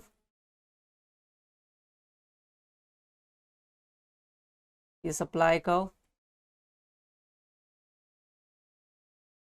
मार्केट इक्विलिब्रियम यहां पर P और Q, ठीक है। अब देखिए अगर आप एक प्राइस डिसाइड करते हैं जो price below the equilibrium price होता है, जैसे आप क्या कहेंगे मैक्सिमम प्राइस कहेंगे, तो आपने मैक्सिमम प्राइस ये डिसाइड किया मार्केट के अंदर, आपने P1 डिसाइड कर दिया। इस सिचुएशन में अगर आप देखें तो आपके पास क्या सिचुएशन आ रही है, अब आपके पास अगेन ये क्वांटिटी यहां पर कम हो रही है, ठीक है, इस प्राइस पर आपके पास इतना डिमांड आप जो है कर पा रहे हैं मार्केट के अंदर पूरा का पूरा, ये यहां तक आपके पास अब आएगा, तो यहां तक ही आपके पास आ रहा है, मींस ये ज्यादा क्वांटिटी जो है मार्केट के अंदर ज्यादा डिमांड की जा रही है, तो आपको उतना सप्लाई करना पड़ेगा, ठीक है। और अगर कंज्यूमर प्रोड्यूसर सरप्लस की अगर आप बात करने लग जाएं तो इसमें अगेन चेंज आपको देखने को मिल जाएगा। लाइक पहले का आपके पास कंज्यूमर सरप्लस ये वाला पार्ट था, कंज्यूमर सरप्लस आपके पास पहले ये वाला पार्ट था और प्रोड्यूसर सरप्लस इसके नीचे वाला, बट अब कंज्यूमर को अगर आप देखें तो कंज्यूमर सरप्लस एक्सपैंड हो गया है, बढ़ चुका है। कंज्यूमर सरप्लस अब आपके पास जो एक्सपैंड हुआ है, जो बड़ा है, वो ये वाला पार्ट है, बिकॉज अब प्राइस इसके नीचे आ चुका है, तो ये पार्ट भी कंज्यूमर सरप्लस में ऐड हो चुका है। और प्रोड्यूसर सरप्लस में मार्केट के अंदर जो पूरा प्रोड्यूसर सरप्लस है आपके पास, वो पहले कितना पार्ट था, ये पूरा पार्ट था, लाइक ये वाला पार्ट था आपके पास, ये जो भी मैंने इसको शेड किया, ये वाला पार्ट, बट अब प्रोड्यूसर सरप्लस के पास आपके पास कितना पॉइंट बचा है, बस ओनली ये वाला बचा है। तो मैं कहूंगा कि कंज्यूमर सरप्लस जो है आपका इंक्रीज हो गया इस वक्त, क्योंकि बिकॉज कंज्यूमर को ज्यादा बेनिफिट मिल रहा होगा इस वक्त, और प्रोड्यूसर सरप्लस आपका श्रिंक हो गया। बट टोटल ऑल ओवर अगर आप इस प्राइस पर देखें तो मार्केट के अंदर ये डेड वेट लॉस आपके पास देखने को मिलेगा, जहां पर ये कंज्यूमर सरप्लस तो बड़ा है आपका, ये वाला, ये पार्ट आपका कंज्यूमर सरप्लस हो गया, ये वाला पार्ट आपका प्रोड्यूसर सरप्लस हो गया, तो दोनों को ये वाला पार्ट भी तो मिलना चाहिए था, बट ये वाला नहीं मिला, तो ये जो है डेड वेट लॉस हो गया। क्लियर है? तो आप सभी को समझ में आ गया होगा। आगे चलते हैं, इसको मैंने मतलब पीछे डिटेल में बताया, तो इसके हिसाब से आप इसको अब समझ ही गए होंगे डिटेल में कि किस तरीके से जो है ये भी पार्ट उसी की तरह हो रहा है। Clear students? यहां तक आप सभी को अच्छे तरीके से समझ में आया होगा। अब एक टॉपिक और है, लाइक मैं अगर इंपोर्ट जो है इम्पोज कर देता हूं, लाइक मैंने कहा कि वर्ल्ड मार्केट प्राइस आपके पास कुछ चल रहा होगा, जैसे इक्विलिब्रियम अगर हम दोबारा से डायग्राम बनाएं, ठीक है, तो ये हमने कहा कंज्यूमर सरप्लस और डिमांड कर्व बेसिकली, और एक हम ले लेते हैं सप्लाई कर्व, ठीक है। अब इक्विलिब्रियम आपके पास आ रहा है यहाँ पर, ठीक है, क्लियर। अब मैं इसमें इक्विलिब्रियम ना लेकर ना एक प्राइस ले रहा हूँ, ठीक है, लाइक मैंने कहा ये आपके पास एक प्राइस है जो PW शो कर रहा है, यानी वर्ल्ड मार्केट प्राइस शो कर रहा है। तो इस पर आपके पास यहाँ पर इतना सप्लाई किया जा रहा है QS के इक्वल, और QD के इक्वल डिमांड किया जा रहा है मार्केट के, ठीक है। बट अगर हम अपनी इंपोर्ट कोटा सेट कर देते हैं, बेसिकली हमने क्या कहा कि हम इंपोर्ट के लिए कुछ कोटा सेट कर रहे हैं, इंपोर्ट कोटा, जिसमें हम जो है प्राइस को भी सेट कर रहे हैं मार्केट के अंदर। तो हमने एक प्राइस डिसाइड कर दिया अपनी मार्केट में, अपनी डोमेस्टिक मार्केट में, जो कि प्राइस ये वाला था। इस प्राइस पर अगर आप देखें तो आपके पास आपका जो क्वांटिटी सप्लाइड है और जो डिमांड है वो चेंज हो चुका है। तो ये Q' और QD', ठीक है, ये हो गया। तो बेसिकली आप ये कह सकते हैं कि पहले मार्केट के अंदर, परफेक्ट कंपटीशन मार्केट में, पहले आपके पास इतना डिमांड और सप्लाई इतना किया जाता था, बट जब आपने वर्ल्ड मार्केट के हिसाब से आपके पास इतना होता था, बट आप प्रोड्यूसर्स को सेफ रखना चाहते हैं, आप अपनी मार्केट के अंदर जो आपकी डोमेस्टिक इंडस्ट्रीज हैं उनको आप अगर सेफ रखना चाहते हैं, तो आपने इंपोर्ट कोटा को सेट कर दिया। बेसिकली पहले कितना मर्जी भी इंपोर्ट कर रहे थे तो वहां पर आपको वर्ल्ड प्राइस के अकॉर्डिंग ही सेल करना पड़ता, बट जब आप इंपोर्ट कोटा सेट कर देते हैं तो वहां पर आप एक ज्यादा प्राइस चार्ज कर सकते हैं, वर्ल्ड मार्केट से भी ज्यादा। तो डोमेस्टिक इंडस्ट्रीज को थोड़ा बेनिफिट मिलता है। तो वहां पर ये प्राइस आपने P स्टार प्राइस जो है डिसाइड किया। इस P स्टार प्राइस पर आपके पास इकोनॉमी में के अंदर इतना जो है मार्केट के अंदर डिमांड और सप्लाई जो है चेंज हो गई। तो बेसिकली आपके पास ये जो वाला पार्ट है, ये वाला पार्ट, ये पार्ट आप क्या कर रहे होंगे, मार्केट से इंपोर्ट कर रहे होंगे, ठीक है, इंपोर्ट कर रहे होंगे ओनली ये पार्ट। बट पहले जब आपके पास वर्ल्ड मार्केट प्राइस पर अगर आप देखें तो पहले ये पूरा पार्ट जो है आप इंपोर्ट करना पड़ता था, बिकॉज डिमांड और सप्लाई मैच नहीं होती थी, तो सारा का सारा पार्ट बाहर से इंपोर्ट करना पड़ता था, जिसकी वजह से डोमेस्टिक इंडस्ट्रीज को लॉस हो रहा था। तो गवर्नमेंट ने इंपोर्ट कोटा डिसाइड किया कि हम इतना पार्ट ही जो है इंपोर्ट करेंगे, यानी कि आपके पास QS' और QD' के बीच का जो डिफरेंस है, यही इंपोर्ट कोटा जो है इंपोज किया होगा कि भाई इतना ही आप जो है इंपोर्ट कर सकते हैं। बट क्या हुआ कि हमने जो है प्राइस से इतना करने पर आपके पास ये वाला जो पोर्शन है, ये वाला पोर्शन जो है मार्केट के अंदर डिमांड और सप्लाई होने लग गया by the domestic industries because of import Kota decide करने पर। बट पहले पूरा पार्ट इंपोर्ट किया जाता था, जो कि बहुत ज्यादा है, ठीक है। तो इस तरीके से गवर्नमेंट जो है फंक्शन करती है मार्केट के अंदर। क्लियर स्टूडेंट्स, यहां तक आप सभी को समझ में आया होगा। आगे देखिए, एक पेज और इंसर्ट कर लेते हैं हम लोग। अब आपके पास अगर टैक्स वगैरह इंपोज हो जाते हैं तो उसमें भी थोड़ा सा चेंज आएगा, अगर हम स्पेसिफिक टैक्सेस जो है लगा देते हैं। तो लाइक मैं कहता हूं कि सबसे पहले सप्लाई कर्व आपके पास ये है, और आपका डिमांड कर्व आपके पास, रुक जाइए, डिमांड कर्व ये है आपका, ठीक है। तो ये डिमांड कर्व है और ये सप्लाई कर्व है, और इक्विलिब्रियम आपके पास यहाँ पर आ रहा है, ठीक है।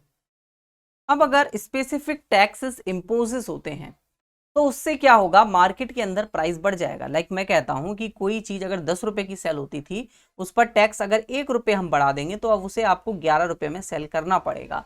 तो अगर आप 11 रुपए में सेल करेंगे तो बेसिकली आपका सप्लाई कर्व पीछे बैकवर्डली जाएगा, मींस ज्यादा प्राइस पर आप सप्लाई को कर रहे होंगे। लाइक मैं पहले कह देता हूं कि 10 रुपए क्वांटिटी पर अब आप जो है 10 रुपए इस प्राइस पर आप 10 क्वांटिटी को सप्लाई करते थे, बट अब आप 11 रुपए प्राइस पर, यानी कि प्राइस कितना हो चुका है, 11 हो चुका है, P1 प्राइस 11 हो चुका है। तो इसी सेम क्वांटिटी पर अब आप सप्लाई कर रहे होंगे, कितनी क्वांटिटीज को सप्लाई कर रहे होंगे आप, 10 क्वांटिटीज को। तो आप सेम प्राइस पर जो है इस क्वांटिटी को इस बार सप्लाई करोगे, मींस आपके पास सप्लाई कर्व जो है अब पास थ्रू होगा इस पॉइंट से, यानी कि ये वाला सप्लाई कर्व आपके पास